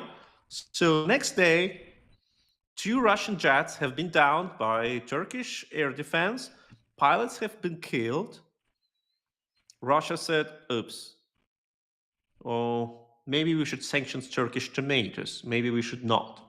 So the Russians just accepted a loss of 2 aircrafts and death of several pilots and never raised this topic again and never crossed Turkish airspace again. Good lesson learned, okay? So now what we see in Europe, Russian missiles and Russian drones enter airspace of Poland, Lithuania, Romania, and no one cares. What Russians do? They send more drones, more missiles, because they know nothing will happen. Like when the United States acts accordingly towards Russia, when Russian jets demonstrate aggressive maneuvering around United States aircrafts or naval vessels, and Russian jets have not shot down, okay, crashed down, dumping fuel and like making all these maneuvers using the air pressure on United States drone over the Black Sea and destroyed practically this drone. Did the United States under Biden administration responded? No. How did Russians understand it? Go further, daddy, punish me. I like it. That is what the US policy towards Russians demonstrate. We are weak. Go punish us. We accept it in advance. And when the world would have reacted like Erdogan had, or like Ukrainians do now, you hit our territory, we hit back. You hit our energy infrastructure, we hit your energy infrastructure. The world would have been a much safer place because Russia would have known you behave badly, you get punished. That's very easy. That's like you act with a hooligan, with a bully. They don't understand another language. What would you say to people who watching this right now and screaming, also you want to bring the world to the World War III by striking Ukraine, by striking Russia, by shooting down Russian aircraft? I would say to these people, go read some books. Because first, what is World War III? Okay? Does it mean that missiles hit NATO territory? They hit it already. Does it mean that Russia uses chemical warfare on NATO territory? They use it since years. Remember Skripal case, also involving murder of 2 UK citizens in the UK. Does it mean bombing NATO arsenals on the territory of NATO? They did it in Czechia. Does it mean sending assassins to Berlin? They did it. What do you want to have? The Russians destroy our infrastructure by destroying our cables. They buy our politicians. They kill our people on our own land. They clearly brag with on their own TV with nuking our land, with destroying our cities, with raping our people, with killing our people, etc. What do you want to achieve by demonstrating that you don't want this war? The Russians want this war. That's enough. It's only Tenga that needs 2 people. War needs 1. Okay? If I want to rob you, to beat you, to rape you, to torture you, I don't care if you want it or not. I care only about if I can do it or I cannot. And if you demonstrate towards myself that you're a peaceful, weak people, Okay, thank you for the invitation. I know since this moment that it's safe for me to come to your home and to kill you. Okay? Thank you. So we know that Russia always stopped when it was beaten or when it felt there is resistance. And every time when Russia saw that there is no resistance, it wanted more. And every time Russia tried to demonstrate to the world that this is the last demand, okay?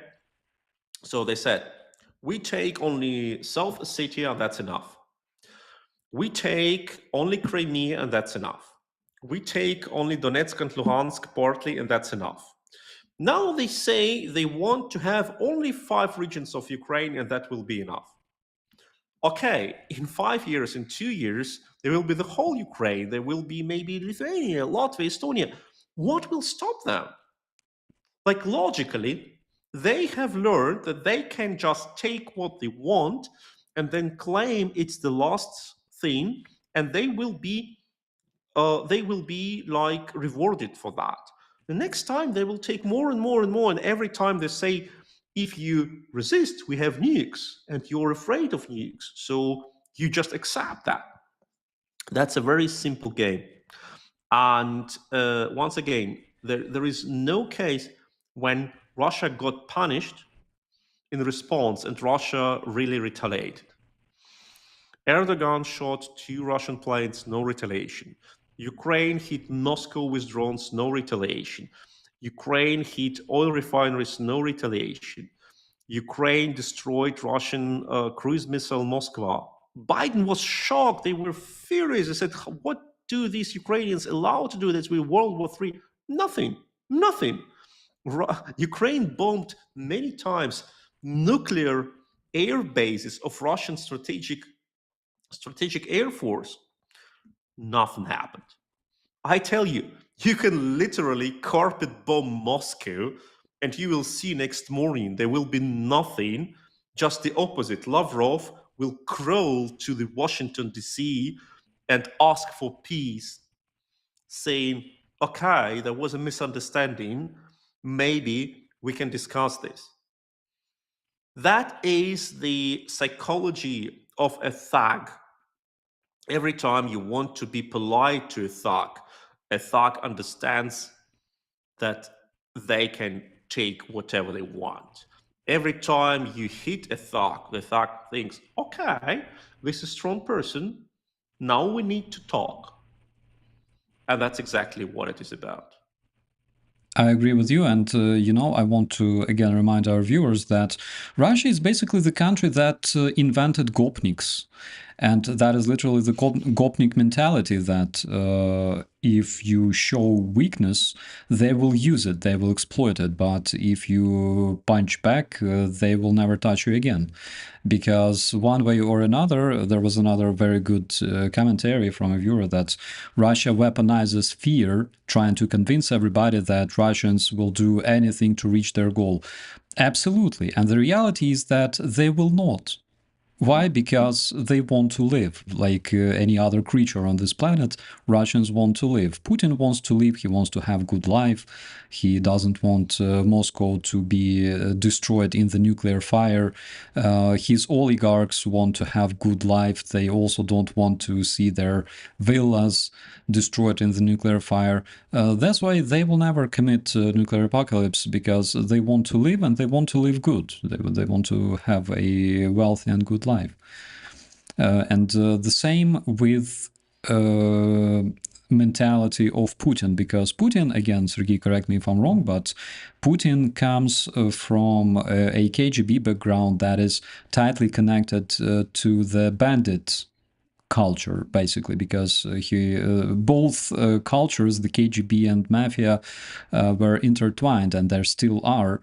And Putin and a lot of individuals in his team come from bandit and KGB background. What they did was basically killing families, drowning people, burying people in concrete and things like that. Those crazy 90s in Russia, in the post-Soviet space in general, people who remember those times, they will tell you for real that those things happened. It was like mafia wars, for example, in early 20th century in the United States, but much worse because it involved killing families, kidnapping kids, sending their parents their fingers and things like that. And Russians were known for being extremely atrocious. I'm talking about the Russian mafiosi. And that is literally the only language that Putin and his oligarchs understand. If you show them strength, if you punch back, that is the only language they understand. And the more atrocious you are yourself, the more they respect you. Look at how much they respect countries like North Korea, for example, or China, because they only understand the strength and might, because they believe that might makes right. Am I right, or am I making this up? Absolutely, absolutely, and I think that I always love to quote Russia's poet Alexander Pushkin, who is for right being seen as Russia's most important poet from the early 19th century. And he has authored a very short verse which portrays a dialogue between gold and steel, which stay respectively for economy and military power. And this dialogue is very simple. Everything is mine, says the gold. Everything is mine, says the steel. I will buy everything, says the gold. I will take everything, says the steel. So the Russian way is clearly in line with the steel narrative. I will take everything. And just think in this constellation in this dialogue between gold and steel, the gold thinks it possesses something by the fact that it has bought something. But what is buying? Buying means that you respect a contract. You give something in exchange of something. It means that the other party should respect it. And if there is a conflict, who will decide it? You need to go to court. It means you need to accept some high authority. But the steel is very simple and brutal. It takes something. And then if you are not agree with that, okay, what should you do? What should you do if you are not agree with my power? You may whine as long as you want. I have it. And that is the Russian way. They never respect any treaty, any contract, because they believe pretty logically that when you bind yourself to contract obligations, you reduce the level of your autonomy, of your independency. You limit your field of activity, and a party which can break contract anytime without fearing any consequence is in true position of power. That's why the Russians sign any contract, because they don't respect it. They know that they will break it any time when they feel strong enough. And they do it. And then they say that is the sign of true autonomy, of true independency, of true power, of true life, when you are not binded by any contract, by any promise, by any rule, by any moral rule. You just do whatever you like, and that's your life. And that is the way of life which gets transmitted on every single level of the society. The parents beat their children because they can't do it. The elder children, when they grow up, they beat their elder parents because they can do it. the employer robs their employees or forces them to some unnatural behavior, like male employer can demand sexual services from female employees because they can do it. And if you're a boss and you have attractive female employers and you don't sexually assault them, you're stupid. You don't take advantage. You have. And the bosses in the army or somewhere else, they demand money from their subordinates. That is what we see all around the front line in Russian forces. The commanders demand from their soldiers payments, or if they don't get them, the soldiers get arrested, beaten, tortured, or sent without proper ammunition and weapons into so-called meat attacks, because the commander wants to have money and you're subordinate. You just must pay. And that is the whole pyramid of power which defines Russia. Russia is based on a very simple rule. If you can take anything, you take it, and no one can question your authority. You enjoy violence, you live through violence, and you accept and respect only higher violence. That is the secret of Russian soul, and that is how Russia lives. It's absolutely shocking, I believe, to hear to our viewers from the West, from civilized countries, civilized world, where nowadays when children fight in school, it has big consequence, and parents are called and everything else, and they try to solve the situation. While in Russia, if you don't commit violence in school, you suck, because everybody will treat you as a victim, and you will be beaten every single day. That is what Russian parents are telling their kids, and I'm not making this up. This is how they live. This is how they were raised, actually, and this is something that makes huge difference to me as a Ukrainian. Between Russians and Ukrainian, between Russian culture and Ukrainian culture. I saw those crazy 90s in Ukraine, and I saw Ukraine's transformation through early 2000s into an absolutely different country. We had a lot of that Soviet heritage with us, but the way we transformed, oh my god. Sergey, I grew up in a really, really freaking sketchy neighborhood in Kyiv.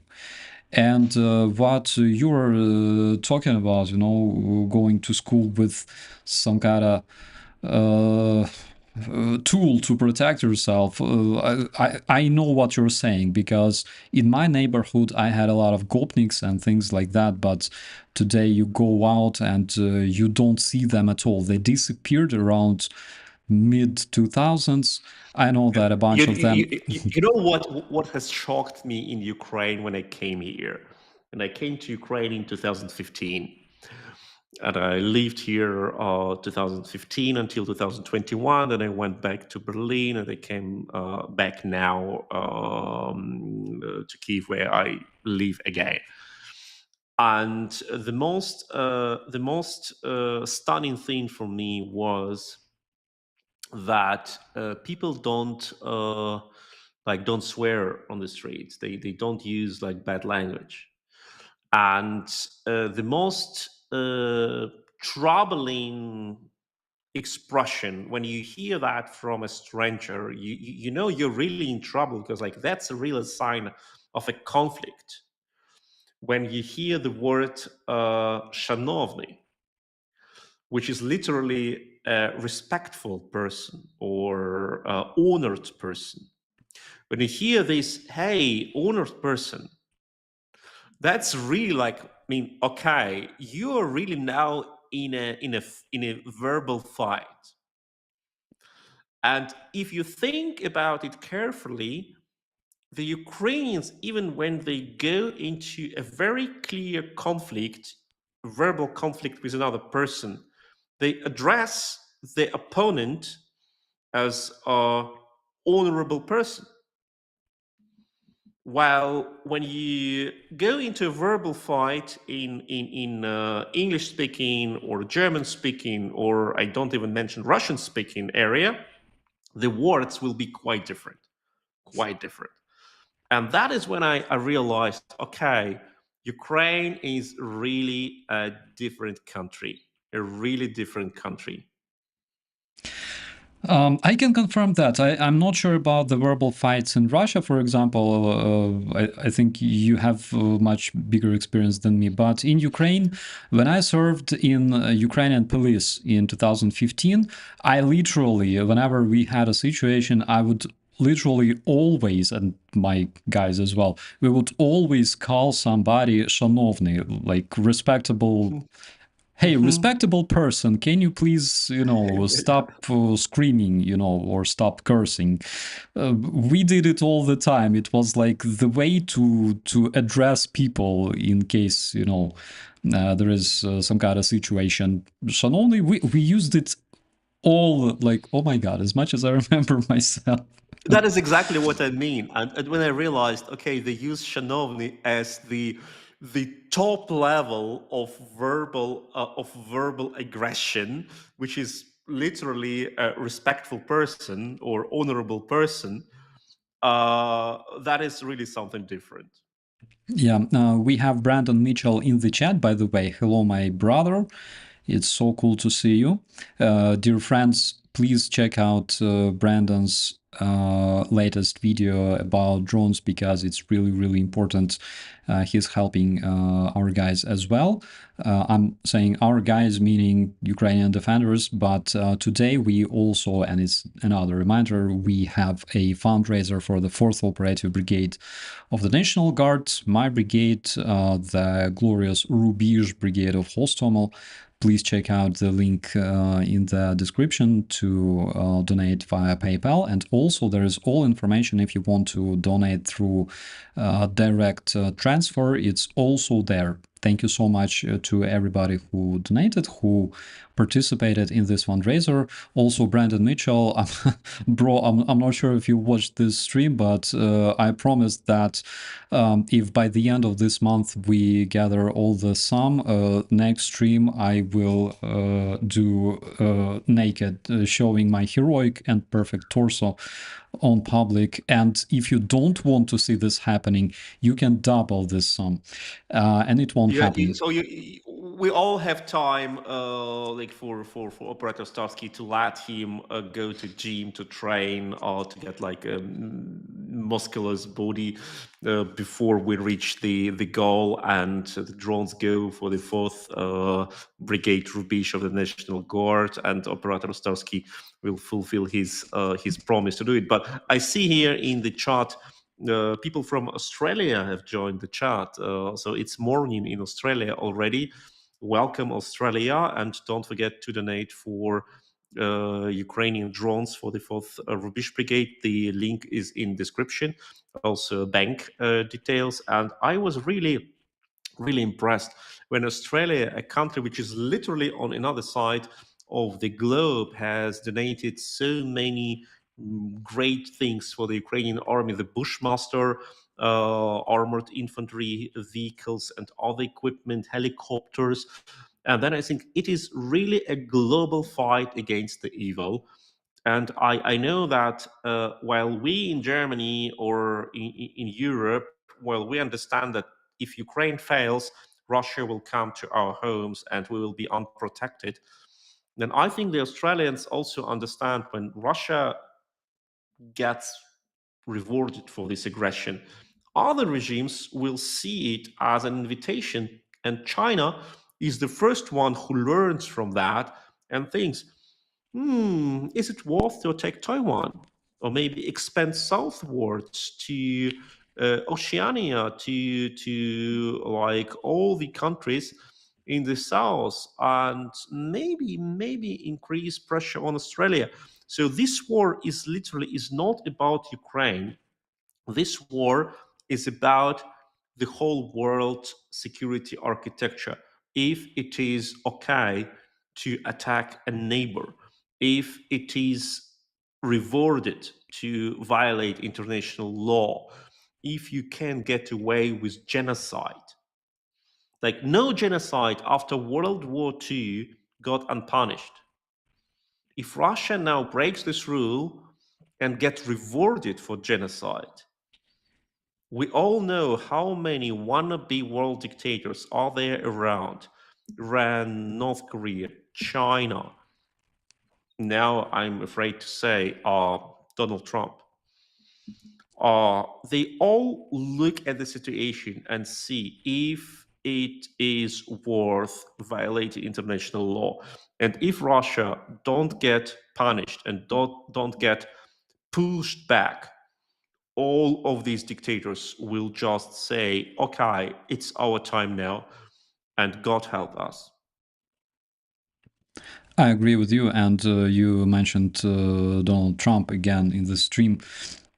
I really wish, that one day we will have a stream or a video where he will not be mentioned anymore. But tell me if I'm paranoid, okay? Because I have Look, I want to mention him. I want to mention him and praise him and say, thank you, Donald Trump. Thank you, Mr. President. You're the best one. You're much better than Joe Biden. You're much better than Barack Obama. You're exactly as good or maybe even better than Roosevelt and the others from the World War II, because you have ordered a missile strike on Russian military bases, and you have provided Ukraine with tomahawks, etc. And I will be the first one who will run around with the portrait, not with American flag, with a portrait of Donald Trump in a red baseball cap, make America great again, and post on my Twitter nonstop, thank you, Donald Trump, thank you, Donald Trump. Literally. We all know it is in power of the US president to stop this madness. Russia is weak. Russia can be defeated. And the US president can do this. The problem is this president, by now, is clearly delusional. He thinks he can change the course of world history by aligning with the evil regime, and he thinks he can get rewarded for that. He will not. Neither the United States. Because look, you don't have an economy which lives through global trade and trust in US dollar and trust in US papers, US state debt, and exporting cultural narratives when you suddenly cut the very fundament of your prosperity. Like, how can you fund your economy? You are in a permanent drug crisis. Your youth is on Chinese drugs. Your production is in China. Your Hollywood story about each second or third movie produced in the United States is about how the US saves the world freedom and kicks the asses of bad guys and dictators. All these movies are bad comedies now.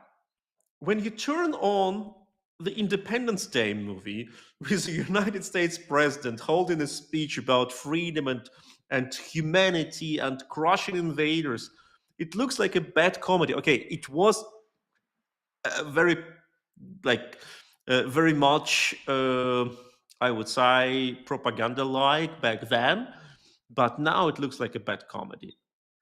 Oh my God! A lot of That people president, that president from the movie is the one I would vote for, literally. Yeah, absolutely, and it was created like that.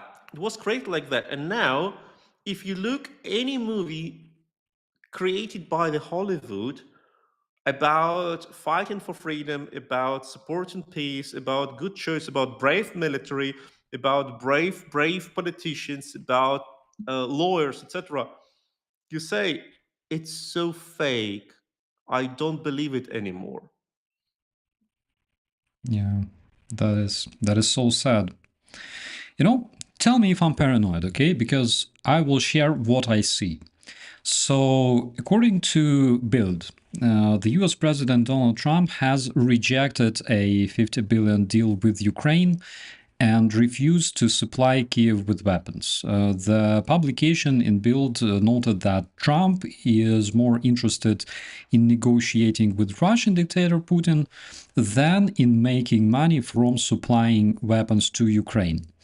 And when I recall, for example, Tucker Carlson's visit to Moscow last year, when one of the messages that Putin tried to deliver through Tucker Carlson was stop supporting Ukraine with weaponry. And I'm sure that Trump is listening to Tucker Carlson.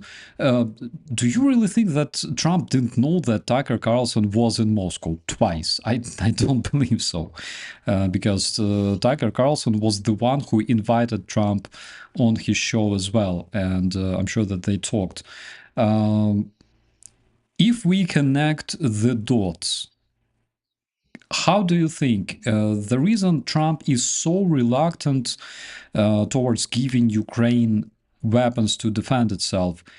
Is it because there is a bigger reason behind it? Is it because it might be some kind of agreement between Putin and Trump? Because I don't really believe that this is Trump's own personal position. I believe that there might be something bigger behind it. What can you say? Well, that's a tricky question because we are now on the terrain of Conspiracies. suspicion. Yeah, not conspiracies, but presumption and yeah, like how do you see that theories? We cannot prove anything, right? But the whole narrative Trump spreads all the months was about profit. You pay me money, you get what you want. You give me something I want to have from you, I give you something you want to have from me. There is no security for free, there is no delivery for free, just pay money and get rewarded. Which is, I would say, not only cynical, but also short sighted because some things cannot be just solved. Because if you don't go into this deal, even if you don't provide it for free, the result for everyone will be worse. Like, let me explain it.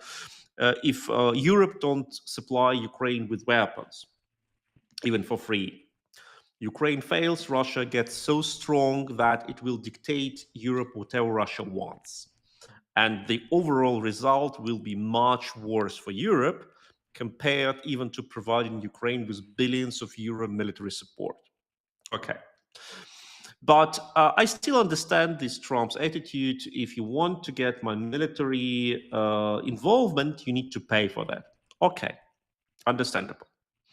And now, Ukraine says we have $50 billion money. We want to buy your military systems. It's a clear win for United States companies. Jobs, taxes, everything. And Trump doesn't want to sell it. So what is behind that? It's exactly like this mineral deal. Like Ukraine was ready to offer concessions for mining of rare metals, rare earth metals in Ukraine for more delivery of weapons. And Trump said no, after all, or he said it not directly, but he offered such a weird deal that Ukraine could never accept. So practically he denied it. And now we need to ask ourselves, what is behind that? And I don't know. And it looks like Trump doesn't want Ukraine. He not doesn't want Ukraine to win. He wants Ukraine to lose. Like Joe Biden didn't want Ukraine to win against Russia. He wanted to have a sort of stalemate. And Trump wants Russia to win and Ukraine to lose. I don't know why. Maybe because Putin promised him that United States will have a share in occupied Ukraine. I think that is what Putin offers to any country. He offers it to Chinese. He offers it to Iranians, to North Koreans. Just support me and you get a share of Ukraine. And that's why Russia gets so many artillery shells from North Korea. But what we read in the latest report, Russia depends completely on North Korea artillery ammunition. And North Korea provides this ammunition not for free, for some sort of concessions and for exchange of military technologies, but also rights to occupy parts of Ukraine. And that is what Putin obviously can offer to Trump, because it is the cheapest way for him. It doesn't cost him anything. If he wins in Ukraine, I mean Putin, if he wins in Ukraine, Trump will get something. If Putin doesn't win in Ukraine, Trump will get nothing, but Putin will lose nothing. Okay? So I think that is the reason behind Trump's recent pretty weird decisions, because what Ukraine offered towards the United States was a clear deal in interest of the United States, and Trump has rejected it. The question is why. I agree with you. Let's not talk why, let's talk what, because my goal is to see the objectives, right? And if we try to answer why, then it will involve all kinds of conspiracies about the PP tape and everything else. But what is Trump's goal right now is to make sure that Ukraine doesn't receive weapons. That is in my opinion. You mentioned the minerals deal. In the minerals deal, Ukraine needed either security guarantees or weapons. And also President Zelensky talked about his, I think, four steps, right? His plan, his victory plan, peace plan for Ukraine, where it was mentioned that there can be all kinds of deterrence systems and measures installed in Ukraine, deployed in Ukraine, in order to make sure that Russian invasion will not happen again if the ceasefire is reached. And Trump refused that addition of minerals deal because he doesn't want to arm Ukraine to defend itself. I'm not even mentioning the fact that he already tried to stop military supplies to Ukraine, and he refuses the deal that is clearly beneficial to the United States, trading, like literally a trade deal between Ukraine and United States. So the goal here is, I think, absolutely obvious that Trump wants to seize all kinds of weaponry delivery to Ukraine. That is absolutely obvious in my opinion. Why is a different question. What kind of reasons are behind that? Like whatever. We can see the goals, right? Same, for example, with Putin. We can clearly see the goals that he wants to achieve, and the reasons behind those goals are a different question. It's a secondary question. I remember when Putin, before invasion of Crimea, Putin was saying, and it was in numerous videos, it was on my channel as well, I published it several times, all the times when Putin was saying, whatever happens in Ukraine is Ukraine's internal business. We're not meddling with Ukraine's internal stuff. It's their stuff, their sovereign country, sovereign nation. Crimea is Ukrainian territory. Donbass is Ukrainian territory. Whatever happens there, we will not invade Ukraine. And then they take Crimea. And then a month before the full-scale invasion, he was saying the same. We're not going to invade Ukraine, and they invade Ukraine.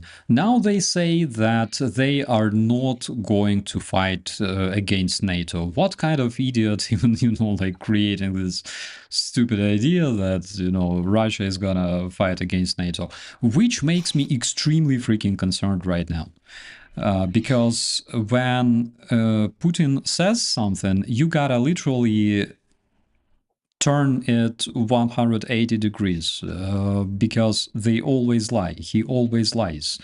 And his goal in Ukraine is clearly visible, as well as the goal of Trump at this very point. He doesn't want Ukraine to receive weaponry from United States, and most possibly we will see also Trump trying to pressure the European countries in different ways, through manipulating tariffs, for example, or in some other way, in order to pressure those countries to stop supplying Ukraine with different defense packages. Do you think this scenery is possible? Do you think that Putin can use his influence on European countries to cut the defense aid to Ukraine?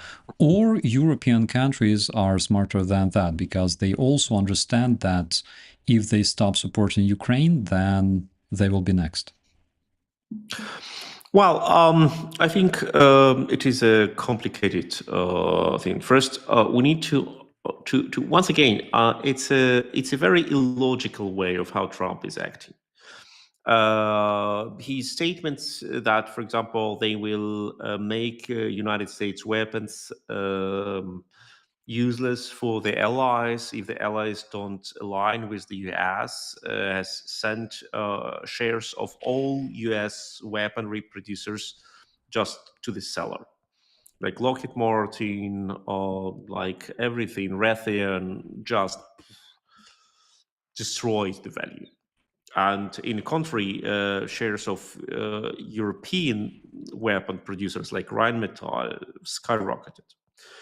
So the person who promised to support United States economy destroyed value for billions and billions of dollars for the US American companies. And instead of supporting these companies, saying, we will send these weapons, they are the best in the world, they can protect Ukraine from illegal aggression, and this will increase the value of these companies. Instead of doing that, he said, we will install bugs in our weapons. And if you buy these weapons, you can never be sure if you will be able to use them. So what can you do worse to destroy attractivity of your weapons producers? Nothing. So from this perspective, it was clearly against American interest and in interest of Russia, if you want to say, because Russia's, and you told it, you said it many times during this broadcasting, Russia's main narrative was that they want to destroy US world dominance, US focused world security architecture. And they are doing this with the support of the US president himself. And then you have all the nominees of Donald Trump, and they look really weird. And the last thing is the Trump speak for DC's U.S. Attorney Ed Martin, and Ed Martin has appeared, I tell it, 150 times, 150 times on Russia's propaganda channel RT. And I tell you, you can appear maybe once on this channel by mistake. You may appear twice because you're looking for strange experiences. But if you appear 150 times, that means A, that they like you and what you say, and B, that you like them. And if this person gets nominated for the Trump's DC US attorney, that raises question about what is the political and moral stance of this person. And then you get the national security head, and then you get all other people who were aligned with Russian narratives and who praised Russia and who have no problems with aligning with Russia's propaganda. And then you say, okay, it can happen once, it can happen twice, but when it happens in most of cases, there is something wrong with that. And it is either moral blindness or just a very simple explanation. What Anna said before in the very beginning of this broadcasting, Donald Trump loves Vladimir Putin. and the way how Vladimir Putin runs the things. He adores him. He wants to be like him. He's let me say, he's his example. He's his idol. He wants to be like Vladimir Putin, riding on a horse, topless, with all the people enjoying the great leader. And maybe we will see it. Oh my God, flying Do with you want to see storks. topless Donald Trump? I admire this idea, of seeing topless Donald Trump. Literally, I cannot dream about anything else. Yeah, but dear friends, if you want to see topless Starsky, please donate to the 4th Operative Brigade of the National Guard of Ukraine, Rubizh. The link in the description. If you want to use PayPal or if you want to use the direct transfer, you can also find all the necessary information there. Please check it out. And if you don't want to see topless Starsky, please donate twice more. I promise I will not come to your nightmares naked if you do. My dear friends, I think we can call this a night, and we had an amazing conversation with Sergey. I always like speaking with Sergey because he has an extraordinary experience, first of all, living in Russia, and Sergey can either confirm or debunk my own biasness towards Russians because he lived there. He basically was born there. And also Sergey does a lot in terms of helping Ukrainian defenders, bringing drones, bringing other supplies. And it's absolutely amazing. I believe that, if we had chance to talk to Russian people living in Europe, they would find you as their role model, because people living in Russia, here, for example, in Germany, I met quite a few Russians that surprisingly were so much supporting Ukraine. And literally the other day I went to the gas station and I talked to the lady there. She asked me which language do I speak, because my Deutsch ist sehr schlecht, sehr schlecht. And I said like Polish, Ukrainian, English, Russian, whatever. She's like, "Oh, я говорю по-русски." And we started talking, and she said, oh my God, I remember when Ukrainian refugees came here and they had like the refugee camp like just across the road, and they were coming here. Every single time I talked to them, I felt like crying. I just could not stop crying. And she started crying like in front of my eyes. She's like, this is so crazy. And she herself, she comes from Belgorod Oblast. Basically, it's like a territory that is populated by all kinds of Ukrainians since like centuries ago.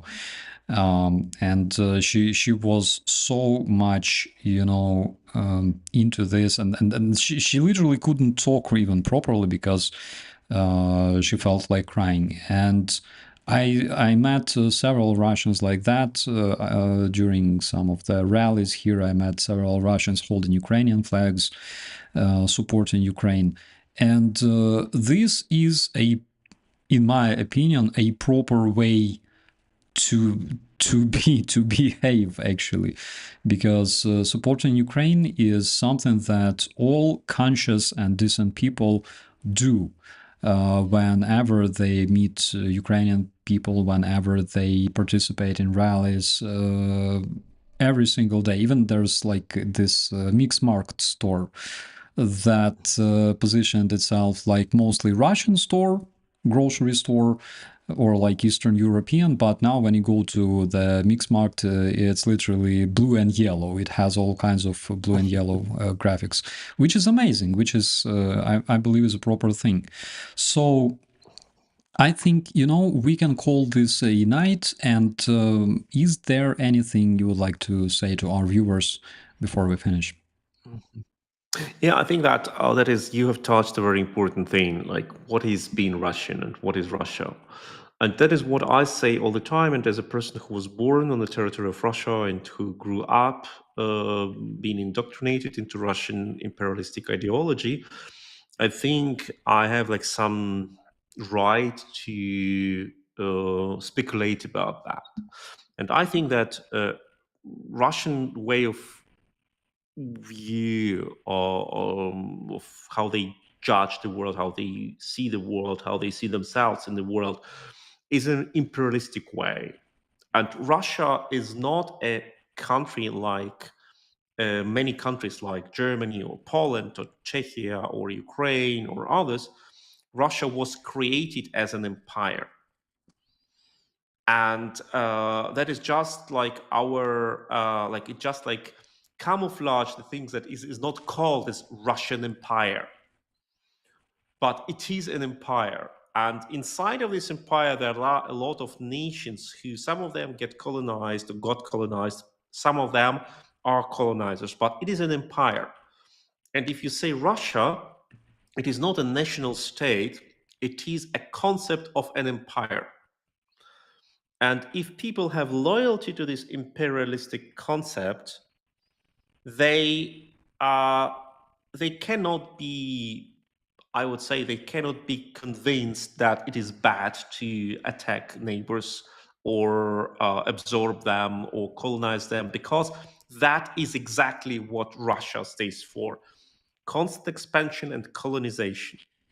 And that is what we see in the interviews of Russian people in the streets. That is what I recently saw in a video interview of a Ukrainian person who was imprisoned for delivering sensitive data to Russians.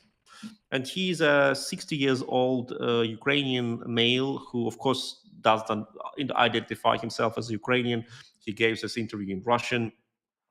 And he said he's a Soviet person. He was born in the Soviet Union. He lived in the Soviet Union. He wants Soviet Union to be recreated. And he literally says, the only reason for a country to exist is to expand. If a country doesn't expand, it dies. What a weird concept. Just imagine we would have lived in Europe where every country like Austria, Netherlands, Belgium, Germany, Denmark, Poland, Switzerland, Sweden just want to expand on the cost of the neighbors. That is how we lived for centuries, and now, thanks God, we do not. But in their mind, it is the only goal. If you don't expand, you die. So you better expand, you digest weaker neighbors, you subvert them, you occupy them, etc. And I think that is the very crucial moment. Russian concept is imperialistic concept.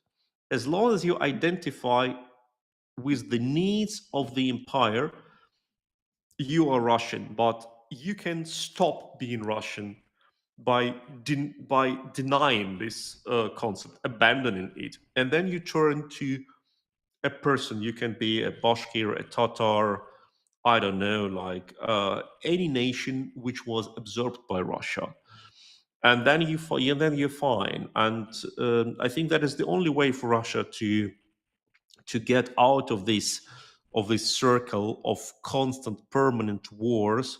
And I don't think they enjoy it.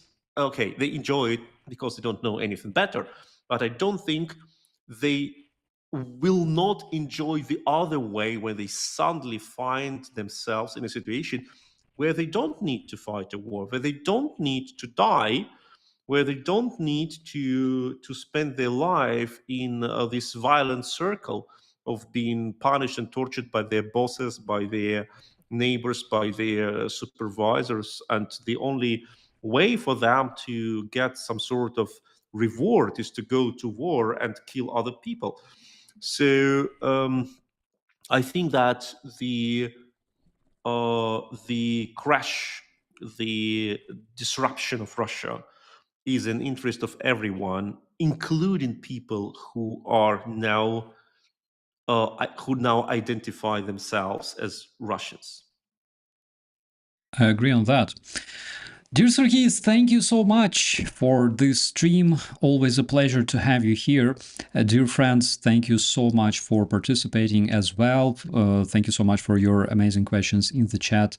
And also big thanks to all our moderators, Ali, Newman, Katie, you're doing fantastic job by protecting this chat from Russian bots, and not only Russian bots. And big thanks to everyone who supports Ukraine, because this is the proper thing to do. One more time, there are some links in the description if you want to support my brigade. It's 4th Operative Brigade of the National Guard, Rubizh, the brigade of Hostomel. Those guys need our support as well, because who knows what happens to the supplies of shells in the near future. We have to rely on other things. And drones are saving lives, my friends. Drones are saving lives. So, big thanks to you. We'll see you later. And as always, be safe. Thank you so much, and stand with Ukraine. Slava Ukraini. Героям слава.